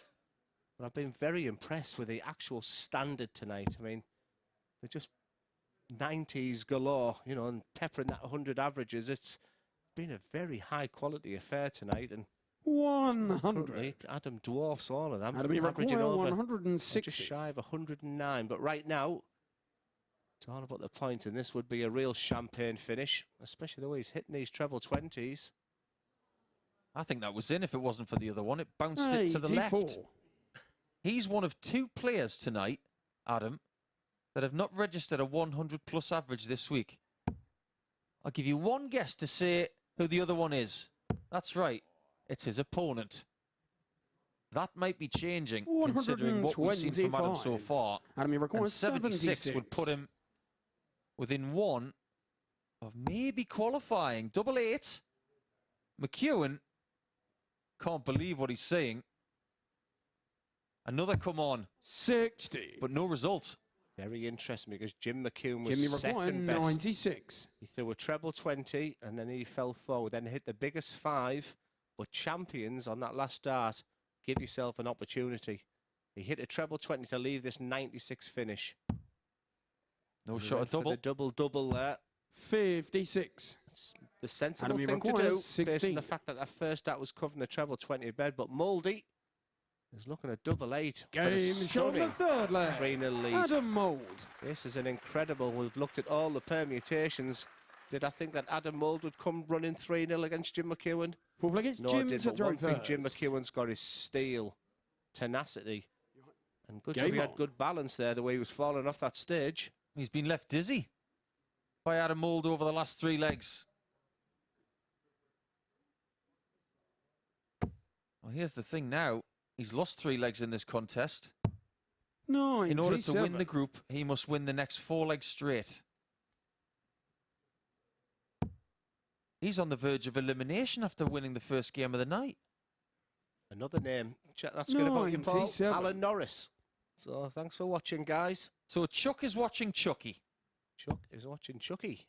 Alan Norris, former 2016 German Darts Championship winner, beating Jelle Klaassen in that final. 41. That was his sole European Tour crown. Interesting moment there for Chucky. That one, is that going to be deciding factor? Because that 5, rubbish, he says.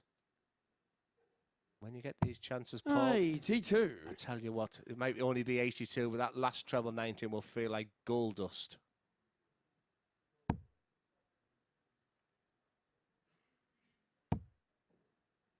McEwen's got to get at least 3 legs in this contest 140. if he's to survive.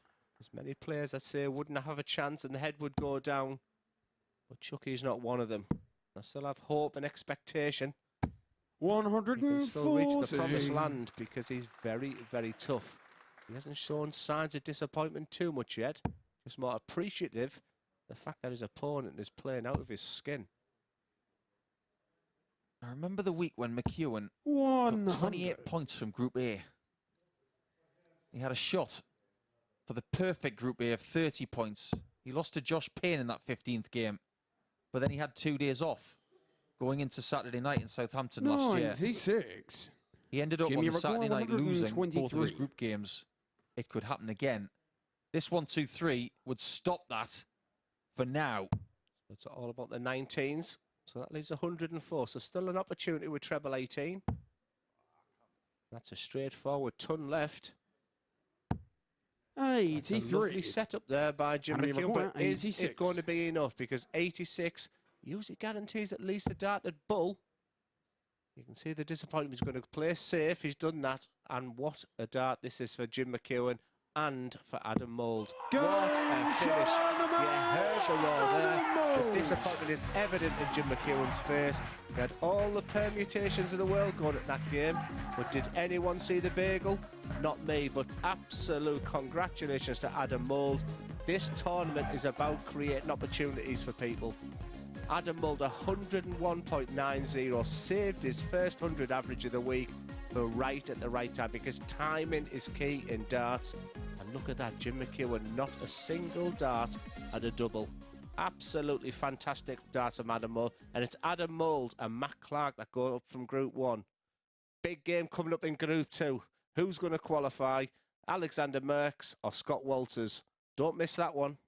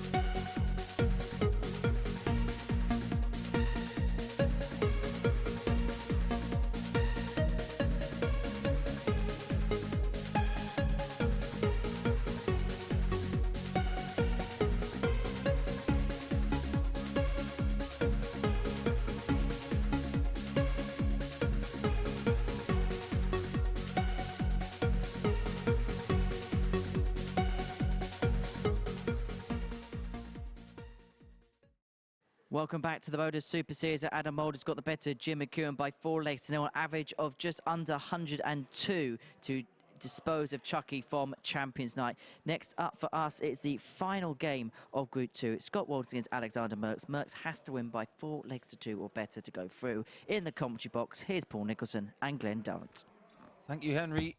You have categorised it perfectly. It is indeed crunch time for Merks, because if he doesn't win by 4 legs to 0 or 4 legs to 1, he's in trouble of joining Jim McEwen at the exit door.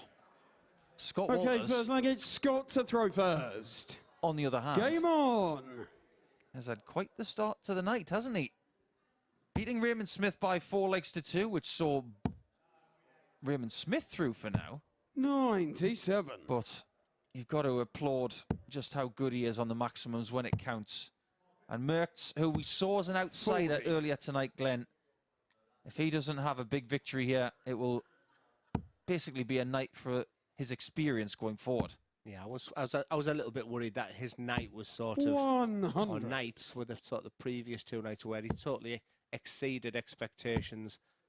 People were talking about him being quite good value for money of 140. qualifying out with tonight, and I didn't see it that way. I certainly did with this guy. What I would say about this guy is that all the talk's been about his 180s, and sometimes expectation 60. can then kick in because people are expecting 180s from you. And once again, he delivered with aplomb in the last 60. game. Absolutely superb. And he's a character, and you know, the MODUS Super Series is about a pathway. It's about giving opportunities to amateur players.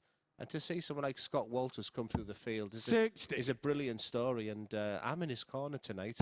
I hope he does really well. And I want him to engage with that crowd. 100. I want to see those 180s. And, you know, that's what it's all about.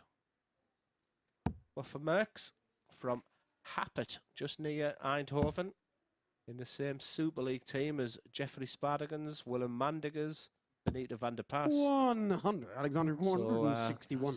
Good opportunities to practice with some good players. And any finish like this, and at times you just expect it to go in from him because he's been flinging Scott them require 84. all over the place. 84, treble 20. And that's perfect for him for 2 darts at double 12. And he resets, centre of the board. 72. The execution. Alexander was requires just to the 64. Right. 64 is all about the 16s, the perfect dart for him. And as quick as it started. 48. But once again, both of them Scott, just missing darts 12. at the side. Will Scott Walters be thinking, this is my night? Game shown That backs Alexander Merkx into the Scott corner. Walters. Because now, if he doesn't win 4 straight legs, job done. And he will walk away with Second leg is £1,250 for his Alexander efforts for making Saturday night. He's got to go a little bit bananas now. 140. And he has done that at times this week. I know he hasn't beaten Raymond Smith tonight. 60. 4 legs to 1 for Raymond in what looked like a comfortable victory, but Alexander's not playing at the same level 57. as he did over the last couple of days, where after he was defeated by Raymond, he really kicked in, put in a 97 average in his second game on Thursday after losing to Raymond, and then he found 60. a great deal of confidence after that, putting a string of wins together. 3, in fact, before Friday even began. 97. With Walters playing at the level that he's at, I just don't see a way back. I think he's going to get at least 1 more leg. Yeah, I mean, Scott Walters has dropped off in this one. I was just 45. wondering how much nervous energy he put into that last game. And one thing he mustn't feel like, it's job well done, even though Alexander 60. Merkx from this position is a massive outsider now. Judging by the interview that Scott had with Henry at the start of the show, just get the feeling that his 97. mindset is 147. just to win all 4 games tonight, to treat it like a knockout tournament. And I think that's a very healthy way of looking at it. 75. Don't get bogged down by the statistics and the permutations of the group phase.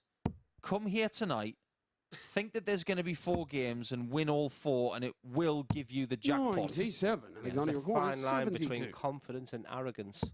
So when people listen to him as Alexander the Great goes for double 6. 66. They were the kind of doubles, Paul, that were going in last night. But with Scott, some can construe it being a little bit too arrogant the way he was talking. But for me, I just think he's super confident. Alexander records 6. He's put himself in a good position. And it's 2-2-2 for Merks. In between. Game shot in the second leg. He's fighting. Alexander Merks. All he can do right now. He can just try and win this game 4-1. That is the ideal finish for our referee, Owen Binks. Because that looked like a jam sandwich. 1 above the 2-2, 1 below, and the jam in the middle. So maybe we've found the ideal finish for our referee who likes a jam sandwich. Jam sandwich. I was laid in bed as he was having his jam sandwich and still set the smoke alarms off. 59. I walked down the stairs earlier tonight and I said, how on earth do you burn a jam sandwich, Owen? He had no response. But it's a good job he's a good referee, isn't it? We love him, really. Right now, 66. Alex doesn't really love Scott Walters because he's standing in the way of his progression to the last 4. 140. How relieved is Raymond Smith right now, Glenn? Is it all just sort of working to plan for him? You know, he hasn't dominated any of the groups. You know, we keep waxing lyrical about him and how he's a stride above everybody else. He's yet to win a group yet. And here he is in the semi-final. 138. Just if you're marking your card, Adam Mould will be in the first semi-final as the group winner. 180. Alexander maximum from Scott Walters. What a shock. 164 Merkz. We were on watch. But now this 55 after the maximum is to send Alex out. Double top. Game shown the third Walters leg. is through. Scott Walters. Merks is out. Raymond Smith now has to find out where he sits in the table. I don't know if Alex knows. Alexander the throw first. But he's going to have to savour the rest of this game because after it, he will not return. Yeah, whether he knows or not, the integrity and the professionalism of these players are absolutely need to be commended. We've had some dead rubber games, which probably I need to find a better word than dead rubber, but we've had some dead rubber games where people have just had 4 threes and, you know, just tried at their very best. And a lot of the reasons when I ask them is, how's it feel, is that they want to come back to the MODUS Super Series. They want their last game to be remembered and, you know, please invite me again. The Neil Duff story when he didn't qualify through one of the early weeks, straight on the phone before he reached his hotel. Get me back at MODUS Super Series again. These players absolutely love it. If you're going through the ADC system, if you get the invite, make sure you accept, get yourself down to Portsmouth, and come and enjoy the experience with us. Neil Duff, one of the best players not to have been in a Champions League yet. 100. Probably the best player not to have won a weekly title here in Portsmouth because he's been in 2 finals and lost them both. In fact, he's been in 3 in total because he lost one at Southampton as well. So I think there's a bit of unfinished business for the WDF World Champion. And it's Bull. 58. Scott message in this time from Adam Hunt. Nice to see that Paul Nicholson is carrying you, Glenn. That's on a daily basis, that Paul. Daily basis, they torture me. Well, you're going that way there. You should know exactly what you want, Scott. Well, he's got 118 after the first start, right? 70. Unless I've got it wrong, which I haven't.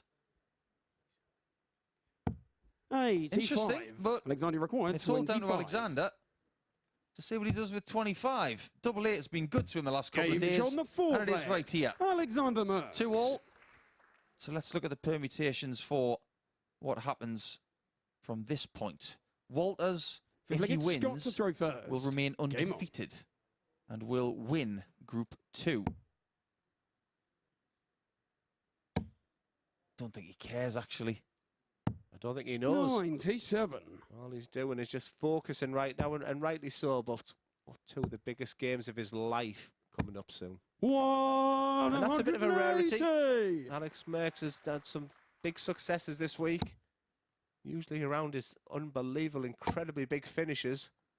But one thing that has been just a little shy 60. was the 180, so he'd be delighted to get that. That's the perfect dart for him, but he hasn't followed that through. 45. It's a disappointing return there for Merks. Do you know how many dart players in tonight's action have actually had a check in their career of 20,000 or more? 60.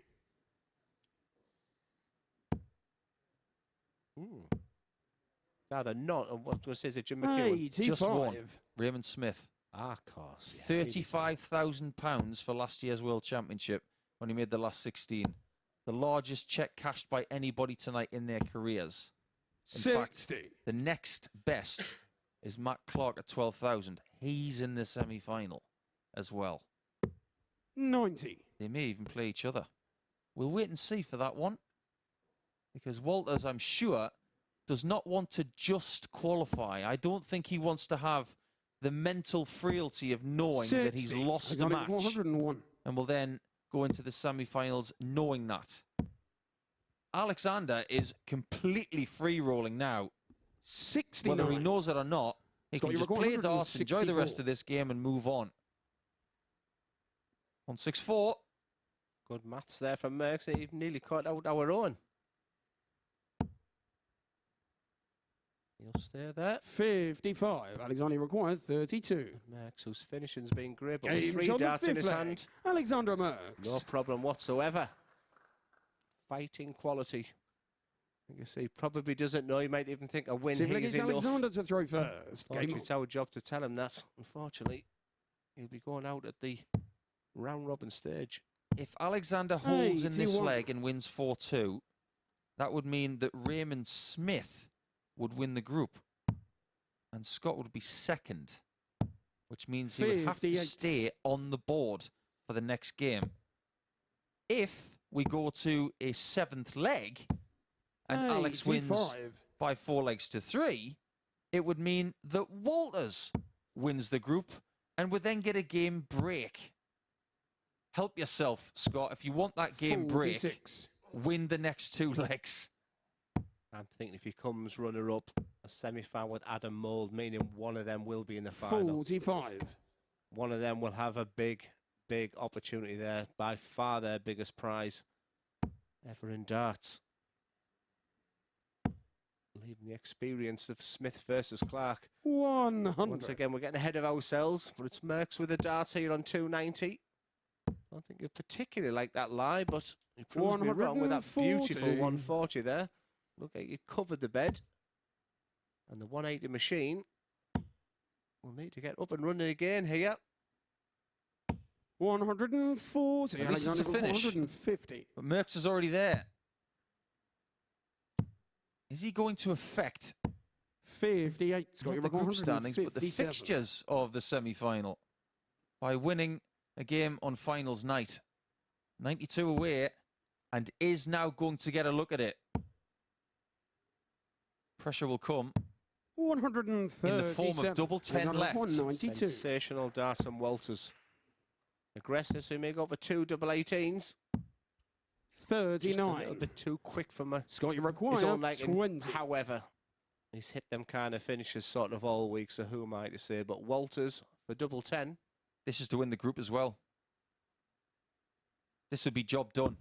Game show on the He sixth wins the leg. group. Scott Walters. And he will get a game break. But is he going to get that break after knowing he's won both games? 7th and final leg. It's Scott to throw first. He could Game well on. be the only person in group play tonight to be undefeated. Because in Group 1, McEwen, Clark and Mould all won 1 game each. 97. Would that then make him the favourite? I don't think so. I think it's still all to play for. And form in the semi-finals, 140. believe me, is going to go out of the window. Yeah, when you get down to the last 4, any nerves that these players had will have been in this round-robin phase. 57. When you get to the semi-finals and final, believe it or not, that's when the nerves actually go, because you feel like, you know, I came to get at least reach this part of it, and then it's all conducive to throw your best dart, and that's the plan anyway. It's certainly what used to work for me. What you're going to get in the semi-finals is clear. 121. It's going to be Adam Mould against Raymond Smith in game number 1. And then Scott Walters will take on Matt Clark. 29. So it will be a rematch of Group B in the first semi-final and a rematch of Group C when it comes to the second semi-final. 127. Great use of the board. And leaves himself on an unpopular finish. But it's 90. one of those that if you take it, 99. you feel very, very good about yourself, no matter how you take it. 2 double tops, potentially, but he's going to go 16s. And it's double 16. 83. The match start missed. Alexander Rook, 142. And Alexander would just sum his week up with this type of finish. A double 11. 120. I thought that was an absolute certainty as he landed that. That's the type of finish of nowhere he's been all about. But Scott Walters, a real success of this week. He has one dart, he pings it right in the middle. 2 wins out to do for Scott Walters. He is an exceptional talent. Would be a big favourite going at the last 4.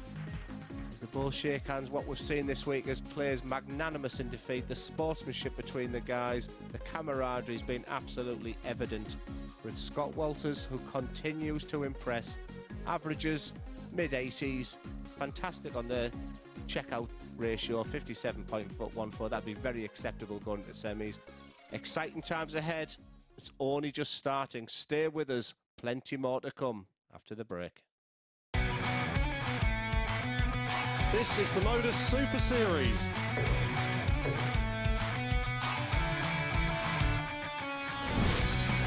$180.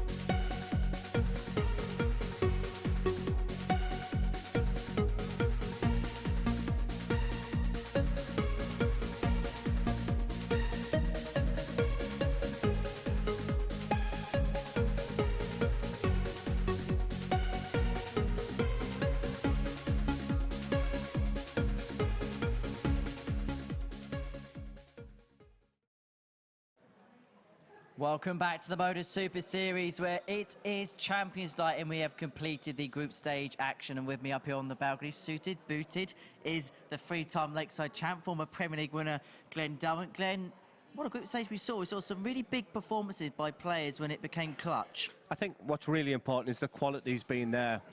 You know, mid-90s, and Adam Mould got over the 100 average for the first time. The quality tonight has been exceptional. There's been a combination of very fast players, very sort of methodical players, and the balance has been good tonight. And the right four through, to be fair. We'll talk about that a little bit more in just a second. But before we do that, it's one of our favourite bits of the week, the checkout of the week time. And let's see the runners and riders that are in contention this week. And first off for us, that 157 against Martin Anderson, what was probably the performance of the week against Colin Osborne? Yeah, it was a sensational performance. And it's in there with Martin Adams. He's still one of the best. That throw is as good now as it's ever been. John Henderson went one better, 158 against Wolf, ironically. Yeah, the 155 is always tough because you have to use the treble 19 and the double 19 there, so the 155 is always difficult. Colin Osborne, 161 against John Henderson. He played some good stuff this week. He did. He was just, I've been talking to him today. At times he was great, a little bit disappointing in other aspects. In terms of big finishes, they literally don't get any bigger than the big fish. Yeah, it was interesting the way he just stopped before that bullseye. I think a composed Justin Smith is a better player. As for Johnny Haynes, is 1-3-2. Bull, double 16. That was to save the match against Alexander Merks. The champagne finish from the punk. And you can vote for your checkout of the week on the MODUS Super Series Twitter account at MSS Darts, and we will get the vote in for that at the end of our semi-finals. Well, earlier on this week, we asked all of our finalists participating in Champions Week how you would build the perfect player, and this was exactly what they thought. Whose darts would you use? Eric Bristol's. I would use Paul Nicholson's. I used to use Darryl Fitton darts, so if I had to go back to anyone, it'd be Darryl's. Barney's. Choose Raymond van Barneveld darts. You've got to go with something like Eric Bristow's or John Lowe's, that they've proven their worth over the years. Danny Knockbits, I think. Yeah. I would use Bob Anderson's. The new generation Dennis Priestley from Winmore. Probably Wes Newton's. Dennis Priestley's. I had a set of Jockey Wilson's, the old set. So whose walk-on music would you have? Joe Cullen, I think. Well, John Henderson and Bo Greaves. Michael Smith. My sons. Michael Smith. Aspinall. Oh, it's got to be Eric, isn't it? Eric Bristow. I actually quite like Peter Manley's walk-on music. I have to go for Phil Taylor's The Power. Willie O'Connor's. Adrian Lewis's, because it's the Borough theme tune. And My own. You've got to be original. Whose temperament? Temperament. Justin Pipe. Michael Van Gogh. Van Gowen's. John Lowe. Gazzy. Glenn Durrant. Probably Peter Wrights. I'd say Gary Anderson's. Chris Dobie. Andy Fordham. John Lowe. Whose personality? Personality. Endo's.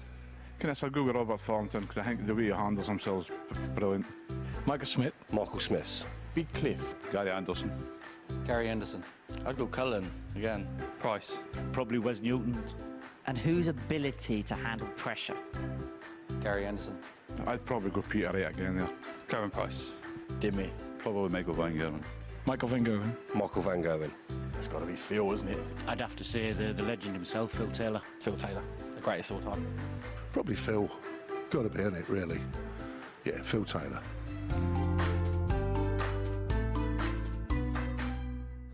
And so there's just 4 players left in the race for the £20,000 first prize, and to emulate Conan Whitehead by calling themselves the MODUS Super Series champion. 3 more games will decide who the victor will be. First up is Adam Mould up against Raymond Smith, and your commentary team is Paul Nicholson and Glenn Durrant. Thanks, Henry. It's all down to the final 3 games then. We are into knockout darts. Put away your notepads and your tables, because we don't need them anymore. Win and you're in the final. Lose and you settle for £3,750 on this jackpot night. This man has flown all the way from Australia to try and bag the 20,000. Okay, first leg, it's Adam to throw first. But Mouldy Game who was on. from 90 minutes from here, is now trying to win a match of which he's never done before. He's never been involved in a match for £6,250. Raymond Smith has. Will that be the difference in the composure in this game? Yeah, Adam Mould saved his first 100 average of the week for the last one. Against the steely, determined Raymond Smith, who hasn't come from Australia for absolutely nothing. He's probably covered his flight and his expenses and everything now. But he has his eyes on only one thing, and that's at least to get to the final. But knowing Ray like we do, there's only one thing he wants, and he wants that 20 grand. And also the respect of being the MODUS Super Series, as only Conan Whitehead who can say that at this precise moment. But he's looking good. Adam's got a smile on his face as if to say, you're saving your best for me, aren't you? Raymond may have a bit of a headache if he wins, because I'm sure that novelty check will not fit in his suitcase. He'll probably have to put it in some special packaging and get it sent over. But that is something he would have to figure out if he wins. Respect to the Mar Lakeside check. 100. HUNRED. The bank that likes to say yes said no when I took it in. And that's exactly what they should have done.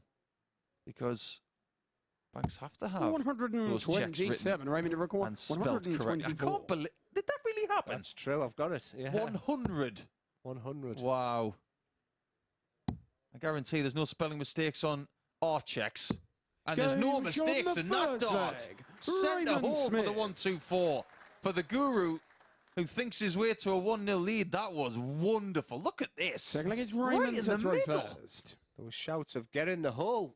I don't think you can get that anymore plumb. And what a good thing. We've been waiting all week for the real Raymond Smith. Will he do it at the most important time of the week? You mentioned that Adam Mould had saved his best game for that second group game, averaging over 101. But if we look at the ceiling level of Raymond, 109 twice this week. In fact, this is how consistent his top level is. His best average this week is 109.31. 100. His second best average is 109.30. Only a hundredth of a point apart. Incredible, really. Who threw the first dart on Monday morning? 100. Raymond Smith. That's something that's been on my mind for the moment I've walked in here. I've on my notes here. The first person who will throw the last. He did lose that game to Johnny Haynes by 4 legs to 3. He'll be hoping that doesn't happen again for the rest of the week. He doesn't care about the result now. It's all about just getting the 4 legs, whether he loses 3 legs, 2 legs, or none at all. Even. It's all about just getting to the next level. The promised land. It's a good start. Mould is in somewhat familiar territory when it comes to this time of night, but then again, all of them are. When it came to the alternate players, 60. There's only one left. 64. In fact, Scott Walters didn't even win his week. He was second to Jim McEwen, and he's been eliminated tonight. We haven't even touched on that. It's tops for Smith. 24. Actually threw that to him. Might not have the crowd on his side, but certainly the contact to us in the comms team. But Alan Harrop, morning guys. Or more, yeah, morning guys, says watching from Oz. 140. There again, we're morning now, aren't we? We are morning, but it's a bit more of a respectable hour in Australia right now. It'll be morning Smithers if this goes in. That's excellent. Game shown the second leg. Wonderfully done by Raymond Smith. The game is about millimetres. Your target is the width of a wire away. That was right on the wire. That is a sign for me. Maybe things are turning for him, because sometimes you think the gods are against you. But what a dart that is from Mould. 100. This is a fixture that we have seen over the last couple of days. A somewhat tumultuous couple of days for Raymond Smith, in fact. When Adam played against Raymond Smith yesterday, 140. he beat Raymond by 4 legs to 1. And he also beat him on Thursday by 4 legs to 2. He's unbeaten against the favourite for the title this week. 100. He's protecting that record. But miraculously, if Raymond gets his first win against Mould, those other 2 are completely meaningless. I'm just seeing signs, real positive signs that Raymond Smith, he's been here, he's got the T-shirt. We've talked about who's the guy. The only person who can match him experience-wise in the other semi-final. Right now, he's just doing something a little bit special. Did you hear his answer about whose walk-on song he would take, by the way, Raymond Smith? It was a lovely answer. He said he would take his sons. Everybody was talking about, Michael Smith or Gerwyn Price. Or Peter 70. Wright. He says, I'll have my sons. I love that. It's a nice touch. Is it Kai? Yep. Kai Smith. Played a World Championship alongside his dad last year in the 2022 Championship when Raymond made the last 16 without any tour privileges. That doesn't happen very often.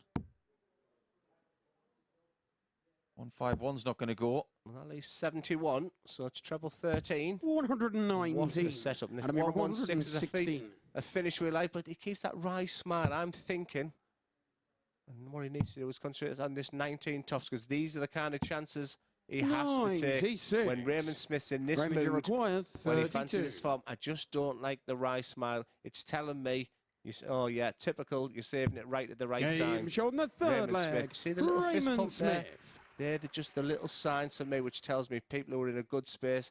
The nice little smile there, pointing to someone in the crowd. Raymond to throw Why first. did you point to someone in the crowd? Well, when you haven't got a lot of people with you, and 1 or 2 people are just sort of on your side, you hear them, you focus on them, and he's in a good headspace right now with Raymond Smith.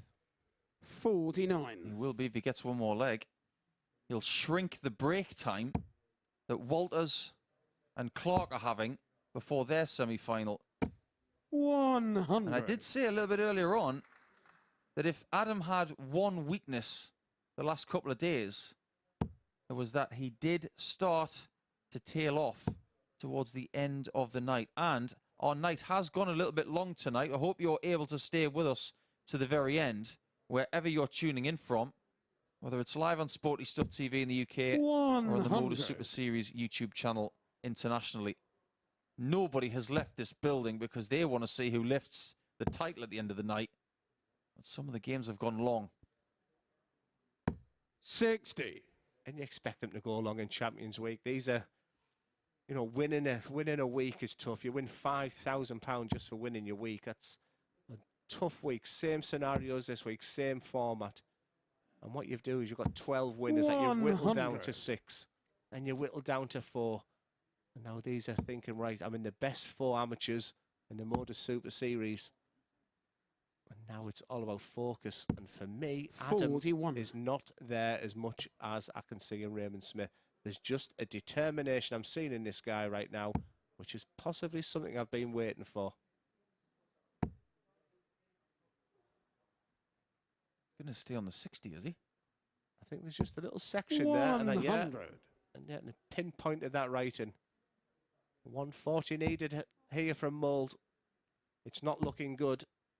It's looking like it's Raymond Smith to lose from here. Raymond to require 100. If he wins 2 more matches, we may have to change the check to Aussie dollars because it's been written in pounds sterling. That'll be a nice problem to have for him. And that is a lovely setup. And you know for a fact that he is going to leave himself on double 16 to get this done. There's nothing that Adam Mould can do to stop him because one of the biggest sayings in our sport is that there is no defence in darts. All there is attack. And he goes somewhat uncharacteristically at tops, but he knows best, and he has got at least £10,000 in the bank. Adam Mould has still got his best check of his career, but he falls short of the final, and the guru knows all for now, but he doesn't know who he's going to play yet. We will find out when we come back after the break, but let's have a look at that performance from Raymond Smith. 101.90, the exact average that Adam Mould put in his previous performance, but he couldn't replicate, and Raymond Smith is getting better as the night goes on. 124 on the bull was the highlight, but going through to the final is probably his highlight. When we come back, it's the second semi-final, Walters against Clark.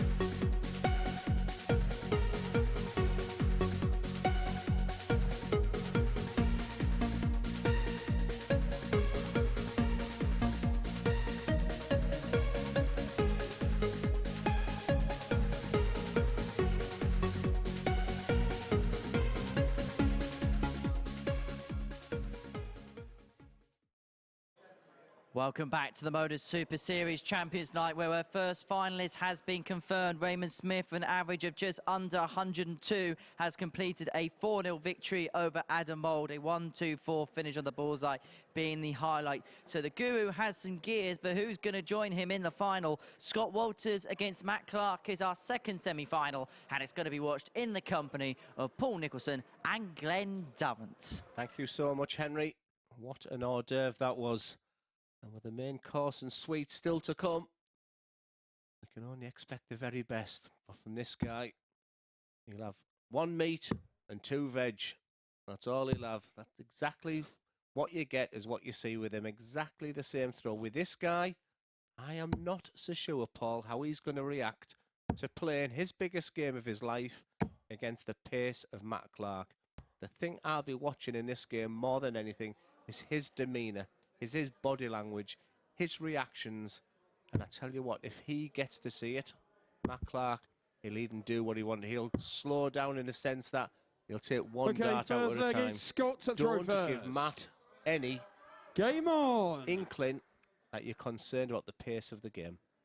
Already the body language tells me something about Walters. We are in a former church. I've mentioned that already at the top of the show. When human beings 140. look up, they are looking for inspiration. That's just how we roll. And at the start of this match, he looked up and he still looking up for inspiration. And in this place, 85. I think he's remembering his father, who he cared for until he sadly passed. He cared for him for years. And now he has a chance tonight 100. to make him proud. His story is a lot deeper than that. I'll let him tell it the way it is if he wins. Or is this guy in front of us 170? But the focus is there. I like Matt Clark. I've liked everything about him this week. He just goes on, does his business. Look at the focus behind 130. Superb. That really is a superb first leg effort. 274 means now that 2 trebles need to be hit. Some people may have started on the 19s if they were a bit younger than Matt. Scott, you require 19, 60, 25, that's 104, would have left 170. Game That's show a 13 darter for Scott. He's got the darts. And the reason he's got the darts can't be forgotten as well, because the winner of the groups earlier in the night get the darts. Game on. Walters had the darts. Raymond Smith didn't need them. It's as simple as that. When he put in 101.9 as an average and 67% on the doubles. But when it comes to the final, 137. even keel, there will be a bull-off in the practice room to see who gets the darts, and it will, again, be best of 7 legs. One thing he's got in his armoury at all times, even despite the fact that Matt Clark opens with a 137, it's the fact that he's got these 140s and these 180s that he can come back and rely on. He's been a real superstar this week as Scott Walters, and I totally agree with Paul. He did look up to the heavens. He is focused on something right there. I think someone might have had a word with him in his ear and said, don't let anything affect you. Just focus on what is ahead of you. You're in the semi-final of Champions Week at the MODUS Super Series. He's already on a good wage. 46. But to get to a final and win it, all of a sudden his reputation just goes onto a different level. He just needs to lift his head above that parapet and say, I'm Scott Walters, I'm the 180 machine, and I'm here to win it. Making the final of Super Series 1 changed the career of Graham Usher. 80. He didn't get a leg in the final, but it didn't stop him going to the PDC Pro Tour. Unfortunately for Conan Whitehead, after he won, he didn't get a card, but I'm sure we're going to see him soon. It doesn't take long for us to see another maximum from Scott Walters, the biggest 180 shooter of the week, and arguably the most impressive one we've ever seen in our history.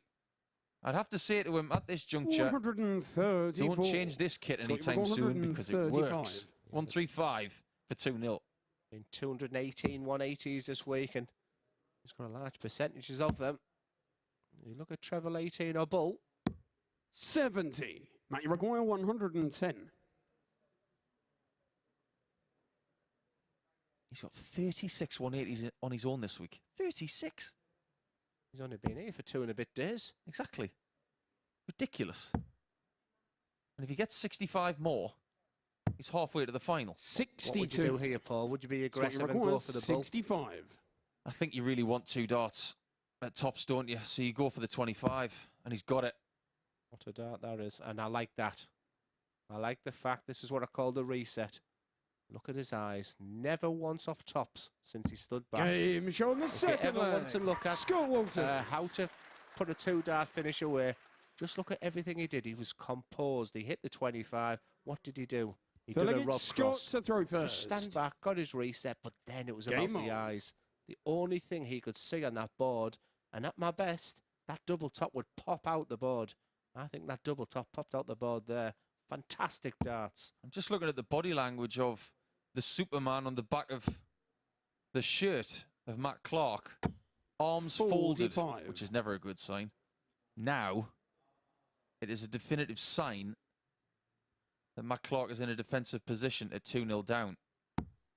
Not the ideal start here from Scott in leg 3, but in games like this, you are going to have the odd dodgy visit.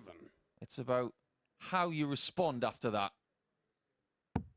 Side on view, you see that he's slightly forward of his right foot. Very 85. much on the front foot, but doesn't rock. So he's got a good core strength there. It's a very aggressive stance he has, but in contrast to that, you've got this guy who is upright. And like Glenn mentioned earlier, his throw is all about the elbow height. 122. And staying still with the body. This is a lot more violent. And that back leg does lift just a little bit when the darts are thrown. But it doesn't affect him. 180. It's another maximum. How to win friends and influence people here at the MODUS Live Lounge. Just hit your, was it your 37th 180 of the week? It's insane. Absolutely insane. 55. People, someone come and said, tell me what you think about the MODUS. What's been your successes that you've seen in the 4 times you've been, Glenn? This guy is 180s, potentially. Well, it's the one that lives in the memory for me most right now. 65. I like that switch because show me a player at this level who doesn't like a 1-2-6. And it gets to the scenario now. When you see 1-2-6 for Clark, that he's thinking, I need 2 trebles. And he won't like the lie of that one, but he's going to stay there because it's all about line and length. 140. Yesterday, Matt was suffering from a little bit of discomfort in his foot. He doesn't look too uncomfortable today, but having said that, if double 6 goes, he's going to feel mightily uncomfortable on the scoreboard. 140. I was going to say, don't bust it. Matt, There's part of me there with the adrenaline 127. flowing. And on that occasion, he didn't stand back and do the reset. When the adrenaline's rushing through your body, you have to manage it. This guy, does he have any adrenaline going through his body? Wow. Big dart, bullseye. Game shot in the third leg. Absolutely incredible.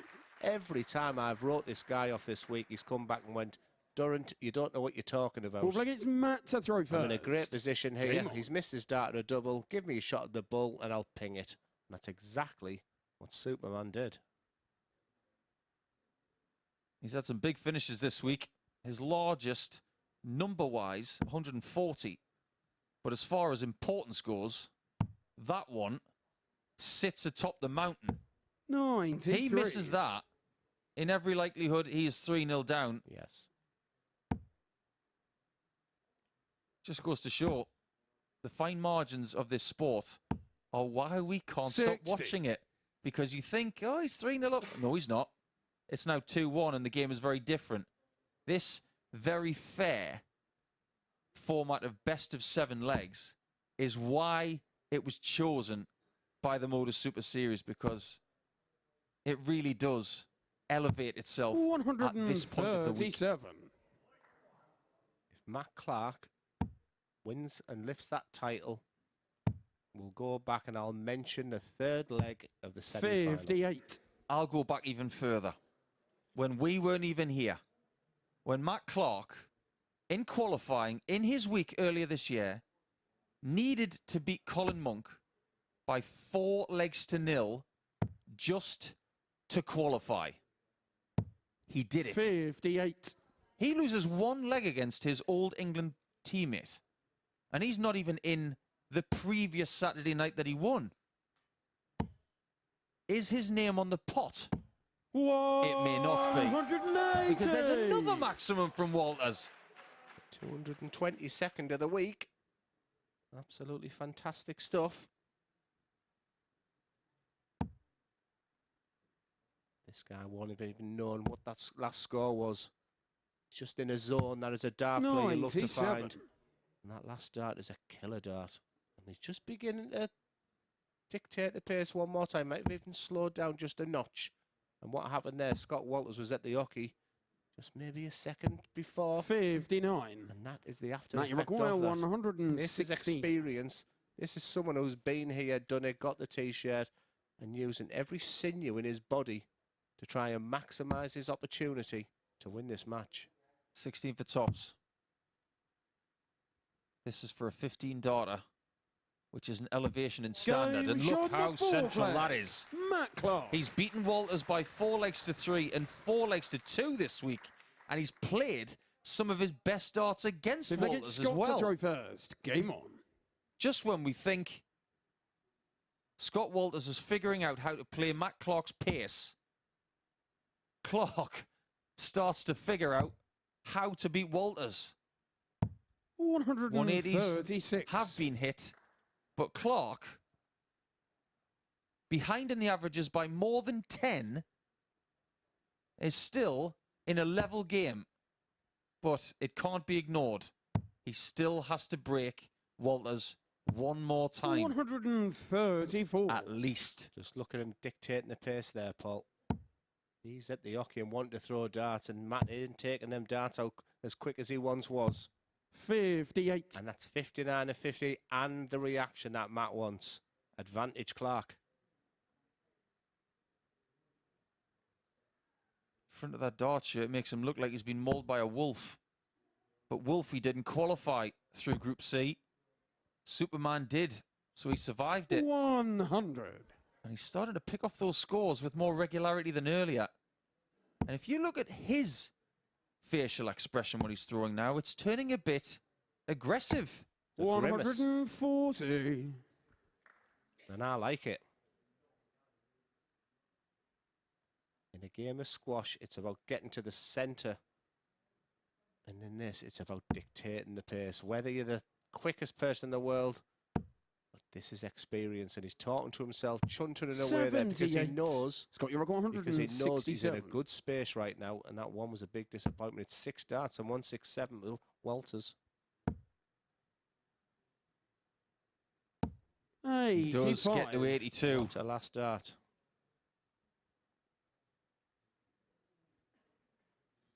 I wonder if Clark has got a target in mind. Ideally, something like a 165 would be nice. But he's not going to get that, as you can see. You see the shake of the head from Walters. 63. I feel like getting on the stage saying, don't react. 82. Just hit the 25er ball. Hit your fat 17. He does that because of these luminous flights, I think, in the way they sit. Yeah, I think you're right. It's 1 dart at tops. 62. Now, it was 126 that cost Walters a 3-0 lead on double six. Matt, you require 126. This would be a bone shaker if he was to find it. Clark will start downstairs. Logically, 19's first. And he only gets 1. So 3 more. He's got to float this over the top. Wow. It's the bull. For a 15-darter. Oh, it was a 25. I'm not sure he knew where it was, but the puncture wound of the 25 tells us it wouldn't have hit the bullseye. And Walters breathes again. Can he take the lead on double 10? His body right now is hard to try and describe. You've just got to rely on your throw. You've just got to rely on your repetition. You've got to rely on your practice. You've got to rely on that the positivity. What a dart that was, Scott Walters. Game on. Of all the 180s you've hit today, that double 10 could be the most deciding factor dart that you've thrown this week. Well done. Looking to set up something that can happen on a regulation finals night here on a Saturday at the MODUS Super Series, which is where somebody who has shared a group with an opponent could potentially play them in the final. And if indeed it is Walters who goes through, 55. He could have a rematch with Raymond Smith. He beat Raymond earlier, but I guarantee you he's thinking about Matt Clark right now. He just wants to get rid of this guy, a guy he's not beaten this week. Look at it's such a battle of the mind. Look at the snarl. 100. He's in a zone. Matt Clark's in the best place he could possibly be right now, and he's 3-2 down. But this guy in his armoury has got this phenomenal scoring power. 99. Which is going to get him out of holes anytime he picks up a set of darts, because wherever his game was coming into this week, it's now on a different level now. He's going to walk away from here knowing he's one of the biggest amateur scoring players that's out there. 93. One trouble at the end is good for Clark. Doesn't get him to a finish. Walters needs a maximum to get to one. So this one looks like it's going in the exact opposite direction as semi-final 1, which was dominated by the Guru. Make no mistake. Raymond Smith is backstage now thinking, off you go, guys. Go as long as you want. Put yourself through the stressometer. Because I'm fresh and ready. 131. And look at that from Clark. This is what he's been doing. Setting up chances after 12 darts over the last 4 legs. And Walters 100. needs mistakes for Matt, him to get a match 40. shot. Matt Clark, who wants tops, and the players are continuing to watching this at home. It's Jim Williams who's contacting me now, saying he's enjoying the darts. Well, Jim, this one looks like it's going all the way. Game shown the Matt Clark takes it to 3-3. Like him, loathe him, dislike him. This is the way Matt Clark's played for 30 years. 7th and final against Scott to throw I first. absolutely love it. He's an Game old on. school dart player. And what a story it would be. 30 years of playing darts. Played at Ali Pali Lakeside. He's played at the very best Pro Tours. He's played Euro 42. Tours. He's played PDC, Challenge Tours. Yet right now, he's a game and a leg away from the biggest prize he's ever picked up in darts. That's the story of Matt Clark. He has not won on the Challenge Tour for 8 years. 8 41. years. Pick a winner, Paul. Based on what I've seen over the last couple of legs, I'm very, very sore from sitting on the fence. I can't pick a winner. And sometimes I just don't like to.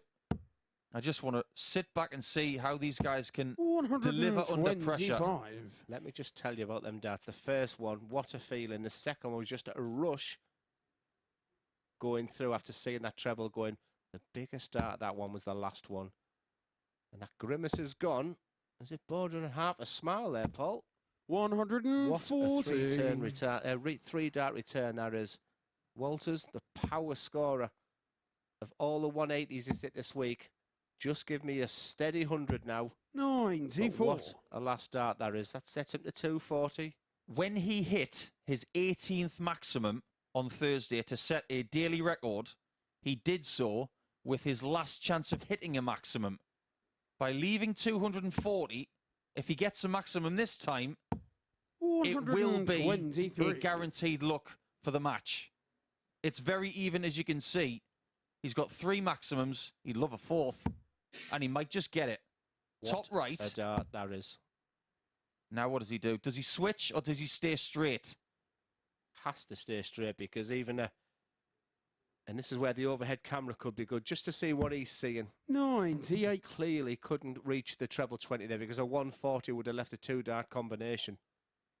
Matt Clark, what do you want? Do you want to be on the board with 142?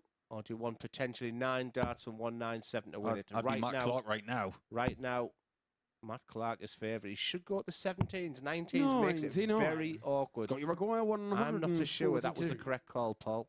Look how slow he is taking them darts out. Right. It's not about what he did, Scott. It's about what you do. You can set up your own destiny if you take this out. And now you'll have to wait, but you must shrink this score as much as you can. Clark is going to come back for 98 to win against 34. Walters in the semi-final, to snap his heart and throw it on the floor and shatter it into pieces. Scott, if you're watching this back after the game, this is what you have to learn. Let the player walk away, whether it takes them 10 seconds or 30 seconds. Matt Clark's in his own. Matt Clark will take darts out because it's good for him. It gives him a good feeling of where he wants to be. He's going to set it up for top. What a climax to this match that we have right now. 108. 108. Over to you to call it, Paul. Pick your route. Stick with it. Execute. Now it's 89. He doesn't have to go for the treble 19. He could have gone elsewhere. He could have gone treble 17 for double 19 because the bed was covered. 68. But it didn't enter his mind. Clark, leg 7. Matt, you require 40. This is for a lot of money and a chance to win some more. Raymond Smith awaits in the final game. Double 10. It's there, and Matt Clark will be in the final, and he denies Scott Walters a dream time here on home turf. It will be Matt Clark against Raymond Smith in the final, and he is delighted. It's going to be his biggest check in his career for 15 years when he plays that game, and it'll be interesting to see how he handles the Guru in the final. There you see the averages. They are barely apart. It was 0.03 and 57% on the doubles ultimately, but that 127 on the bullseye, that was so big in leg 3. It cost Scott Walters a 3-0 lead, and ultimately it vaulted Matt Clark back into the match. We will take a break now. I think we all need it, but the final of Super Series 2 is coming up. This is the MODUS Super Series.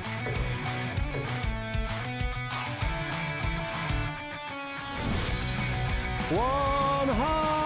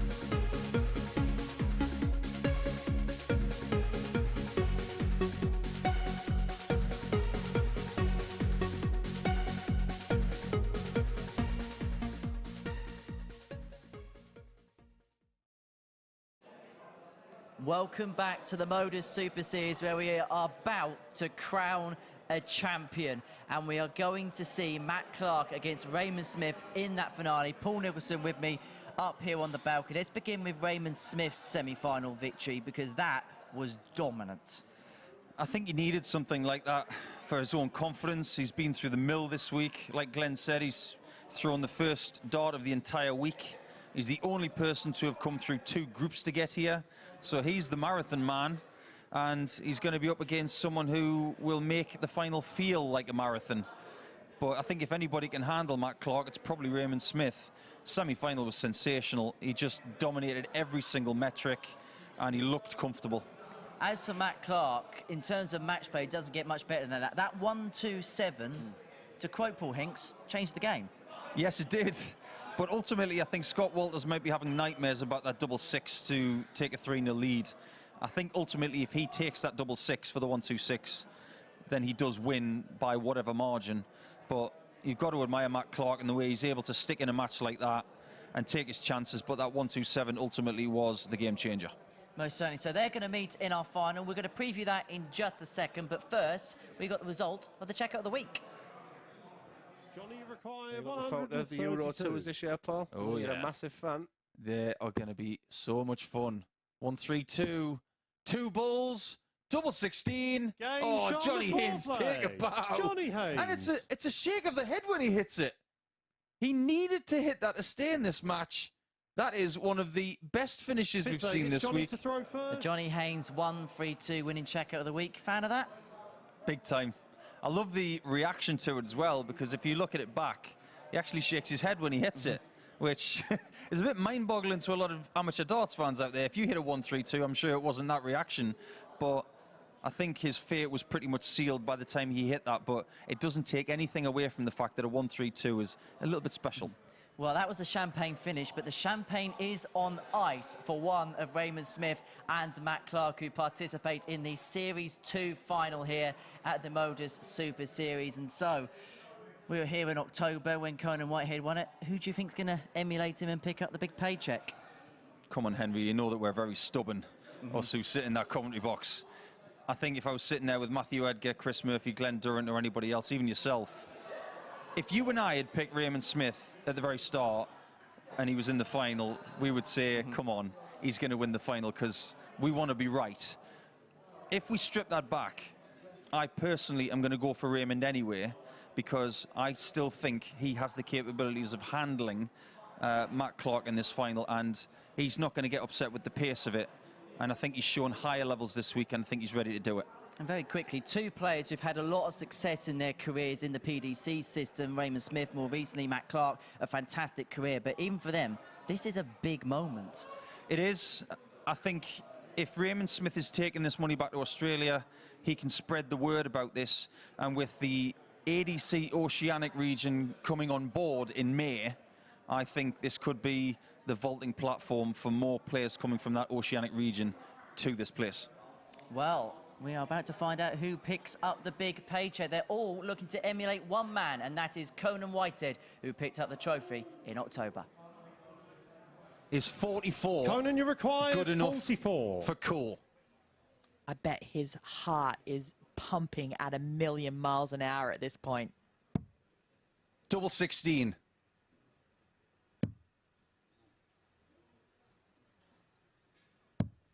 Whitehead wins the title and wins the jackpot along with it. Under the confetti here at the MODUS Live Lounge, Whitehead is the man.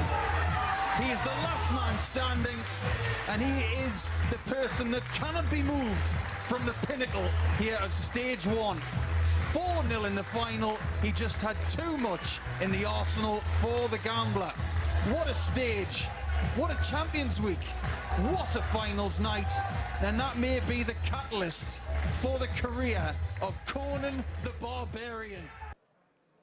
And so after 1,351 games, over 2,500 180s, more than 100 players and countless memorable moments, it all boils down to this. We began on October the 24th with Jim McEwen beating James Hubble 4-3. We've seen world champions in both the men's and women's game take to this stage, players who are now gracing the PDC Pro Tour and played at the Alexandra Palace. One of them is Raymond Smith, looking to bring the title back to Australia. Against him, Superman, Matt Clark, for whom even after all he's achieved, a win here would mean a career-high paycheck. So let's sit back, relax and enjoy in the company of our commentary team of Paul Nicholson and Glenn Durrant. But first to our MC and referee, a man who's been a true star of the Super Series over the past 13 weeks, Owen Binks. It's over to you.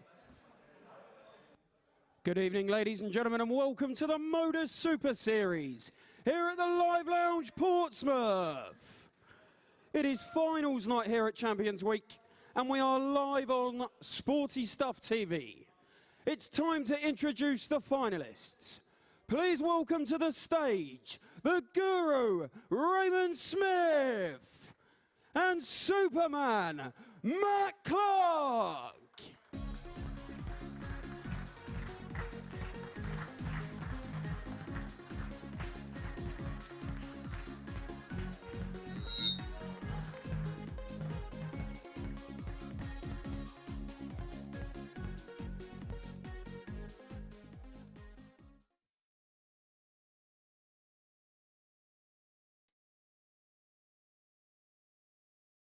Here we go then. It is final time, and we can't wait.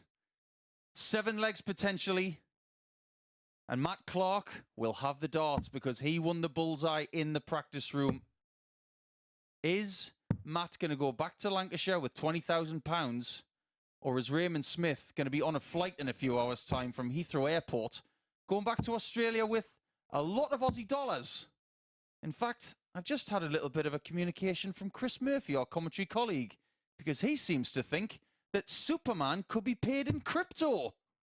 Nice joke there from Murph, but I think he wants the cash. You could have sent me that one, Murph. I've run out of jokes now. No joke this final, no jokes with these two players, but it's Matt Clark who continues to impress. He's won the bull. But as Paul alluded to on the balcony there, I thought he made a very vital point. If anyone can handle the pace of Matt Clark, then it's the mental strength of Raymond Smith. And that's something that resonated me when you said that, Paul, because I think the last game there with Scott Walters, he was beaten when all of a sudden Matt really slowed down in getting his darts out. And he was affected first leg is by that. Matt to throw first. Lesson learned. Game on. Final game. Who will win? £20,000. My life changed in Hull, the World Masters, when I won 25 grand. The winner of this league won the 5 grand. The winner tonight gets 20 grand. The biggest prize in amateur sport, over 1.17 million in prize money. The MODUS Super Series will be paying out every year. And it all boils down to Series 2, these two players. Who can emulate what the fantastic Conan Whitehead did? And just watching that play back earlier just brought a little bit of goosebumps. And how much it meant for Conan. And it'll certainly mean an awful lot for one of these guys.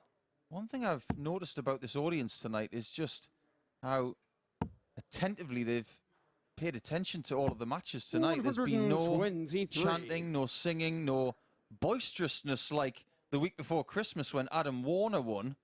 But we've got 2 players here who are not local to Portsmouth, and maybe everybody's on the fence.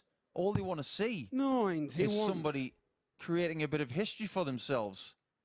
Yeah, proper Daft fans aren't, and I think it's because one of the locals hasn't brought 20 or 30 people with them. I think the most was Scott Walters, who brought 7 or 8. So it's just been a crowd who are here to enjoy the darts, and we'll certainly be enjoying a match like that from Matt. Sneaky good on the maximums this week has been Matt Clark, whereas Raymond has been so close and yet so far to being the man at times this week. He did have a chance to win Group A against Justin Smith. He didn't win that match and had to play in Group B. And then he faltered on day 2. He has not won a group all week, but neither has Matt Clark. He was second in Group C. And if you put those two things together, it means that these two are playing each other for the very first time in the MODUS Super Series. And it's for £10,000. I always got the feeling for Raymond Smith. He's got the mantras, I never dreamed of success, I work for it. He's just a big thinker who's worked hard on his game, worked on the psychology of the game. I've heard him chatting with players this week in the players area. He has a lot to say, has a lot of thoughts about the game, whether you like it or not. I think one person who Warner listened is this guy. We talked about Alexander Merks being in his zone. Game shown the first Matt Clark leg. just continues to do what Matt Clark does. And every time I've doubted him this week, and I will shake his hand and apologise if he wins this, because second leg is Raymond to maybe throw the first. focus, Paul, has been a little bit about the pace and how it has an effect on others. He's played some really good darts at times as well. Even myself on the balcony, I was 100. picking up Raymond Smith because I had him as a firm favourite. But sometimes when we let someone go under the radar, they're okay with that. And I think Matt Clark has been okay with that his whole career. Because at no time in his darting life has he been on anybody's radar in bold. Even when he made the England squad, the attention was about Painter, Beaton, Fordham, King. when he was in World Championships. 100. It was always about other people like Richie Burnett and Martin Adams. He made the quarterfinals of the World Championship on his debut season and didn't do any better in the next World Championships or anything after that. 84. It's been a very interesting story, which for me has got a few dots after it because it's very far from finished. Ray Smith, he goes home as the runner-up. Does he go home happy? No, not at all. 85. He's someone who gets on the Thank podium you. Best of order, in please. F1 and isn't happy unless it's at the top. He's an all-or-nothing kind of guy. He will take things on the chin. He will take the second spot if that's all he can muster. 134. Doesn't mean he's got to be happy about it. 10 grand to the runner-up, 20 grand to the winner, but also just the respect of being the MODUS Super Series Series 2 champion. In amateur darts right now. 100. And we start again on Monday. I've seen the names. I don't know if they've been announced yet, the names for next week, but some excellent players there. So all starts again Monday morning, 9:30. Sporty Stuff TV on the YouTube channel of MODUS. If you do want to know the names, because I don't want to be the person to give them out, I'd like you to go to our Twitter page at MSS Darts. Check it out. It will be released within the next 12 hours. Raymond Smith is going for a 116, and he's got at least 2 of these this week. He's been mastering these shots, but he's not going to get a shot at double 18 this time. 60. 3 well-thrown darts. Matt, you require 143. 60, but on a positive, it leaves a 2-dart combination. 143, exhale, equals confidence. Treble 20, treble 17, double 16 is the route he's attempting. Part 1, tick. Part 2, no tick. That leaves 66. So we're getting close to about 30 seconds of Raymond Smith to 87. think about this Raymond, you 56. require 56. He's okay with it. I was looking at him the whole time when Matt was going for that 143. He didn't show any signs of impatience. Double top. Big dart. Absolutely. Game show. And he's the big man for the occasion. Smith. 1-1. We're down to best of 5 to see who takes the title. So it's Matt to throw first. Game on. Raymond Smith must break Superman in this match.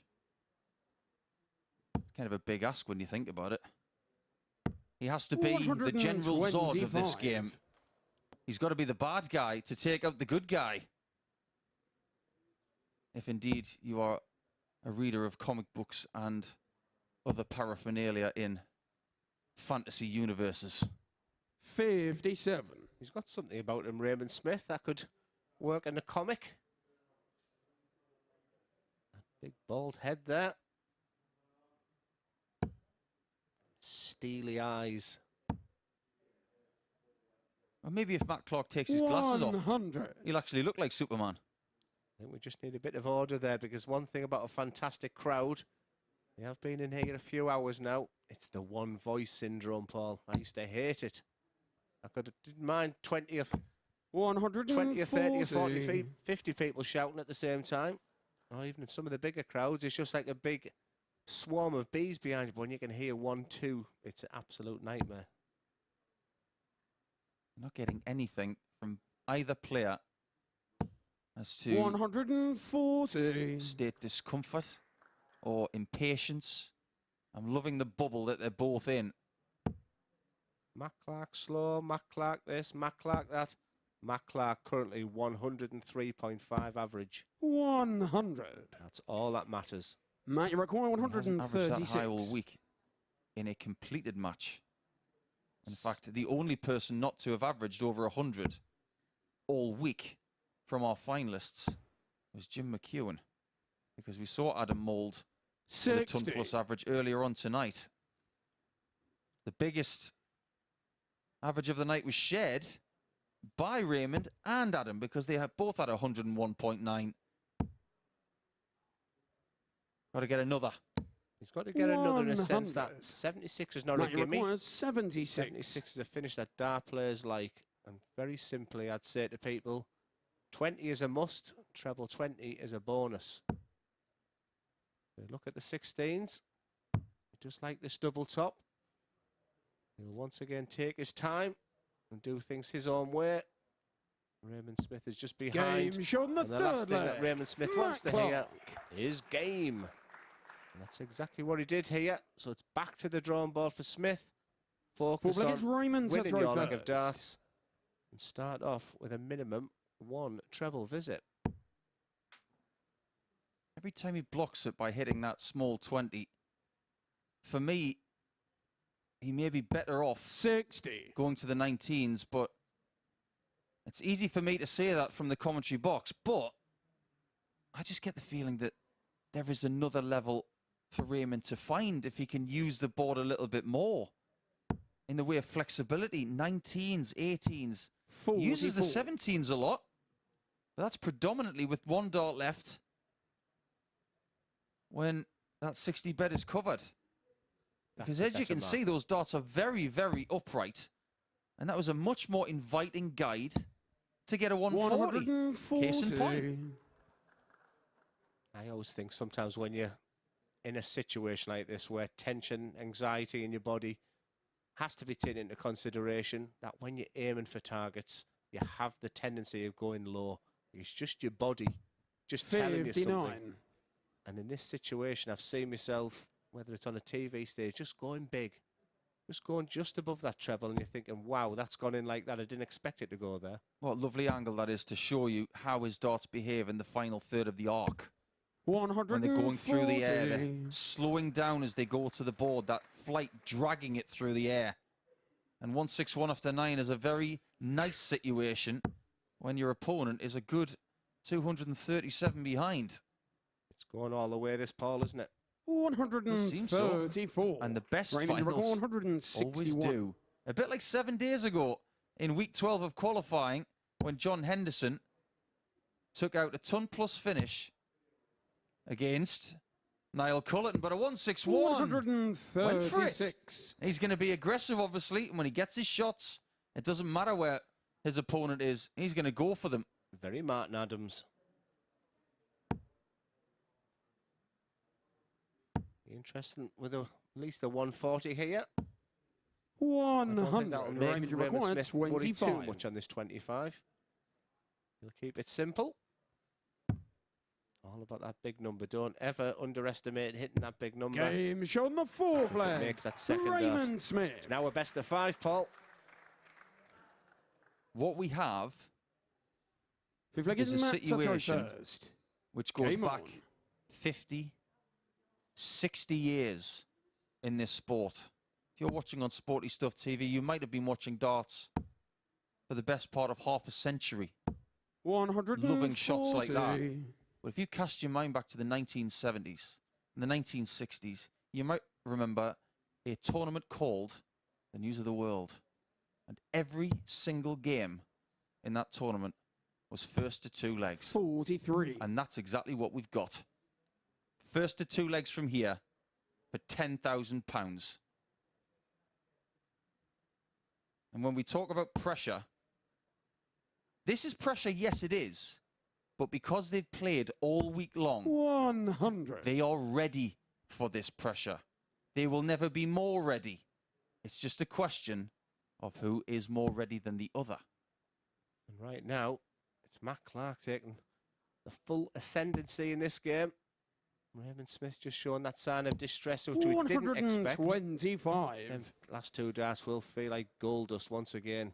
It just gives him an outside chance. But for Matt Clark, 1 treble visit here, and he has a huge advantage. Now, Matt Clark, it's in your hands. It's yours to lose now. He looks impervious on his own throw. Old school darts from Matt Clark. He's basically telling himself, you can do what you want on your throw, but you're not having mine. 9 darts thrown and 81 left. If he takes it out in 11, or 12 darts here, he's telling Raymond Smith, you're not having my throw unless you hit a 9-darter. Double 12 to be within one leg of the crown. That's an 11-darter at this time of the tournament.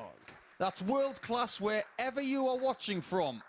Incredible from Superman, and Smith now needs a brace of legs. Otherwise, it's not meant to be for the guru. And as Paul alluded to there, couldn't have put it any better. With his darts right now, Matt Clark looks unbeatable. And what you're doing, it's a bit like a penalty shootout in football. You're making the other team, you're going 1-0 up, 2-1 up. You're making your opponent make mistakes. You're making your opponent score 45. Matt Clark's on a free roll, he will feel, on this leg. It's not the end of the world if I lose it because I have the darts in the final decider. You hear 45 and you think, come on, exactly the same. Give me a couple of trebles. 42. Doesn't take advantage. He lost the first game of the night, 4 legs to 3. He might win the last game of the entire thing.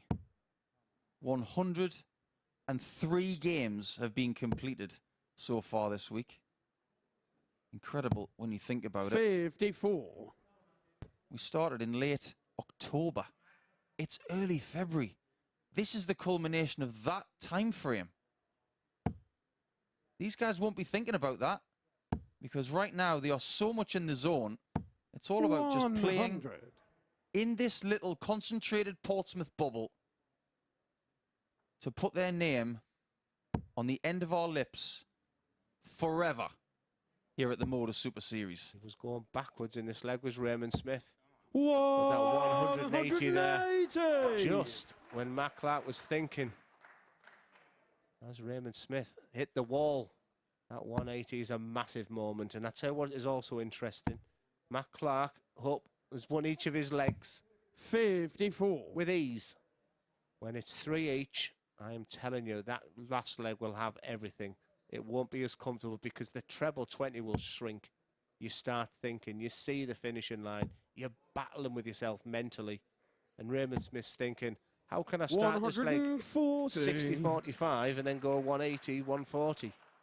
That's mental strength right there. It's the ability to just stand at the back and breathe and start the process and find more fruit. Even with that 134, Matt Clark cannot leave a finish. 82. So it's 82 to take us the distance. So it's bullseye first dart. And what a dart that is. That's a good feeling for 2 darts at double 16. He likes double 8. 66. No panic just yet. And what he'll do there is he'll just get himself in order. Sometimes it might be a bit of what he decides not to. For Matt Clark, he will take 30 seconds for these 3 darts. Just remember a little bit earlier that Raymond did miss a few key doubles 97. in his second game. Raymond, He'll be hoping that doesn't happen again.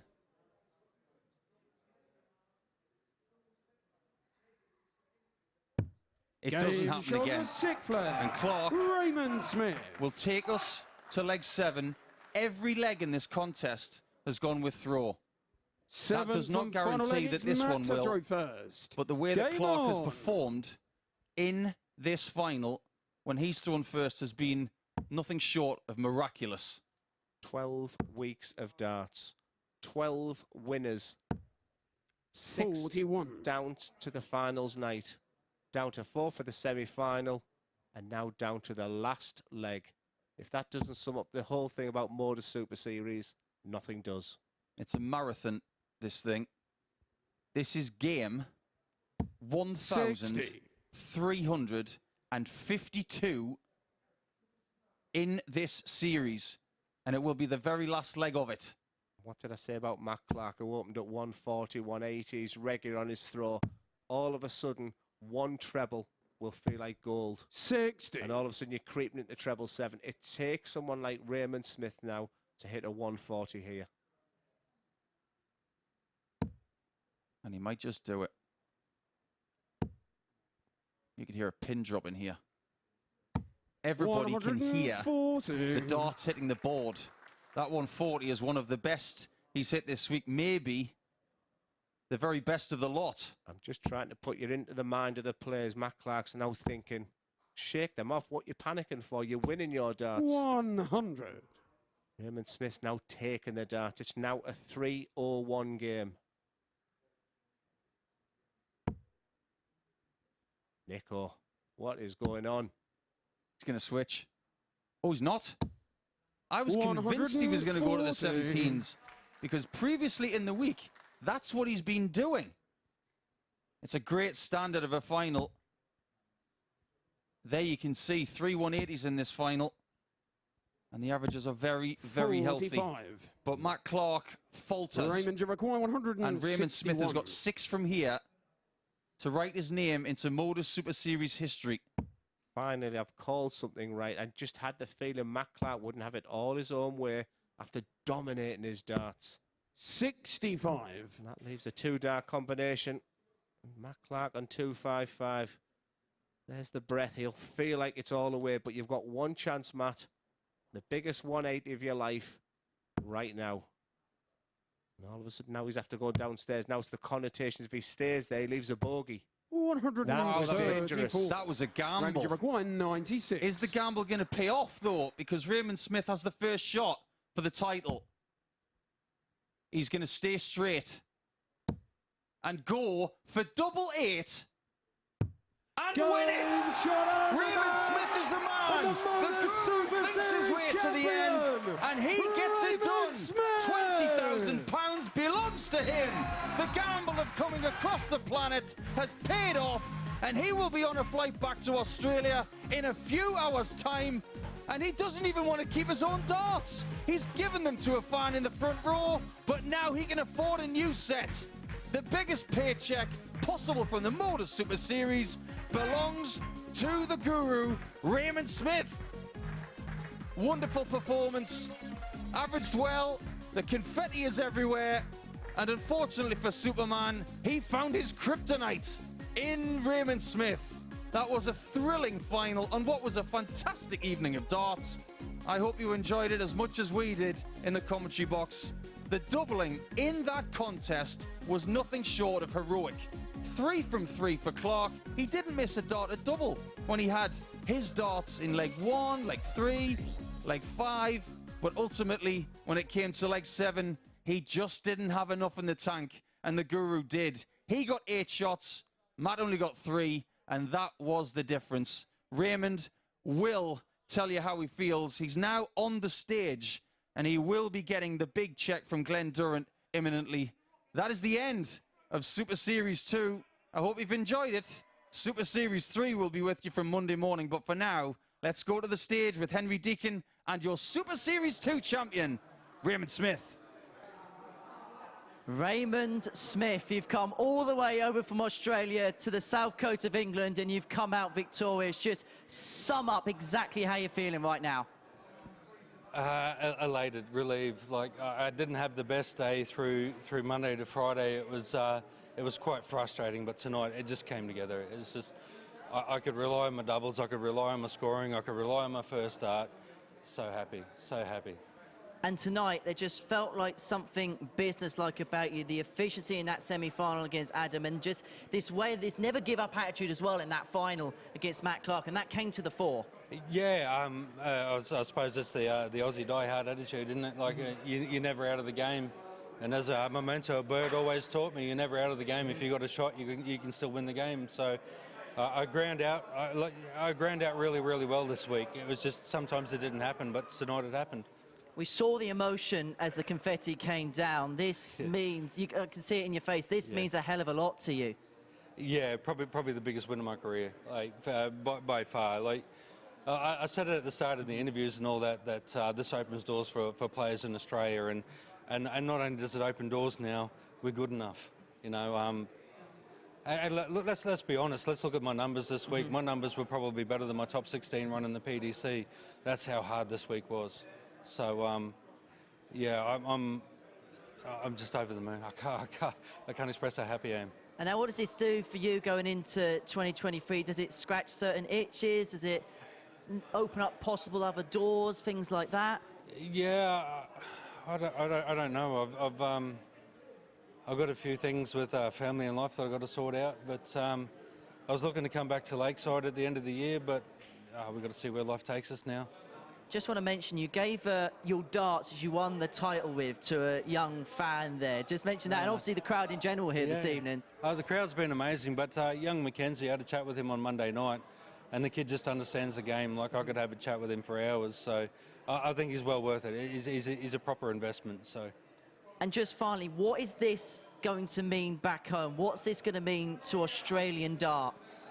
Yeah, look, I think you'll see the surge. We're probably about that 85 range at the moment in our top 6, but I think going back home, now that we've seen that I can do it, then we're probably going to surge to that 89, 88 level that we need, because like ADC is just kicking off back in Australia, and they're saying that this is going to be a carrot for us. So not only is it a carrot, but if you, not only is it a carrot, but if you play well, you can win it and win 20 large. It's not too shabby. It's not too bad at all. You ready for the presentation? Absolutely, absolutely. Well, it's time for the presentation of the Super Series 2 champion. To do it, can you please welcome onto the stage the 3-time Lakeside champion, the former Premier League winner, Dozer Glenn Durrant.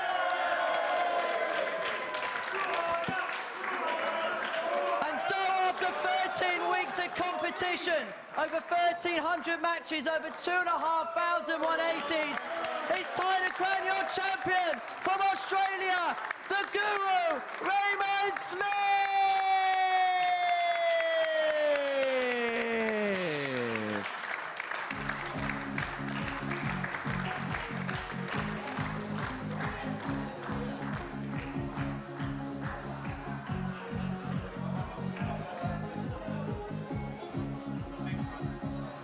And so that is almost it from us here at the Super Series. Raymond, if I could just quickly pop you into that camera there, if that's okay with you, because this man is £20,000 better off. He's our Super Series 2 champion. His name is up in lights in the Hall of Fame here at the Live Lounge. We're going to be back on Monday morning from 9:30 for the beginning of Series 3. But this man, the Guru, has come all the way from Australia, and he is our champion. We'll see you next time. Bye-bye for now.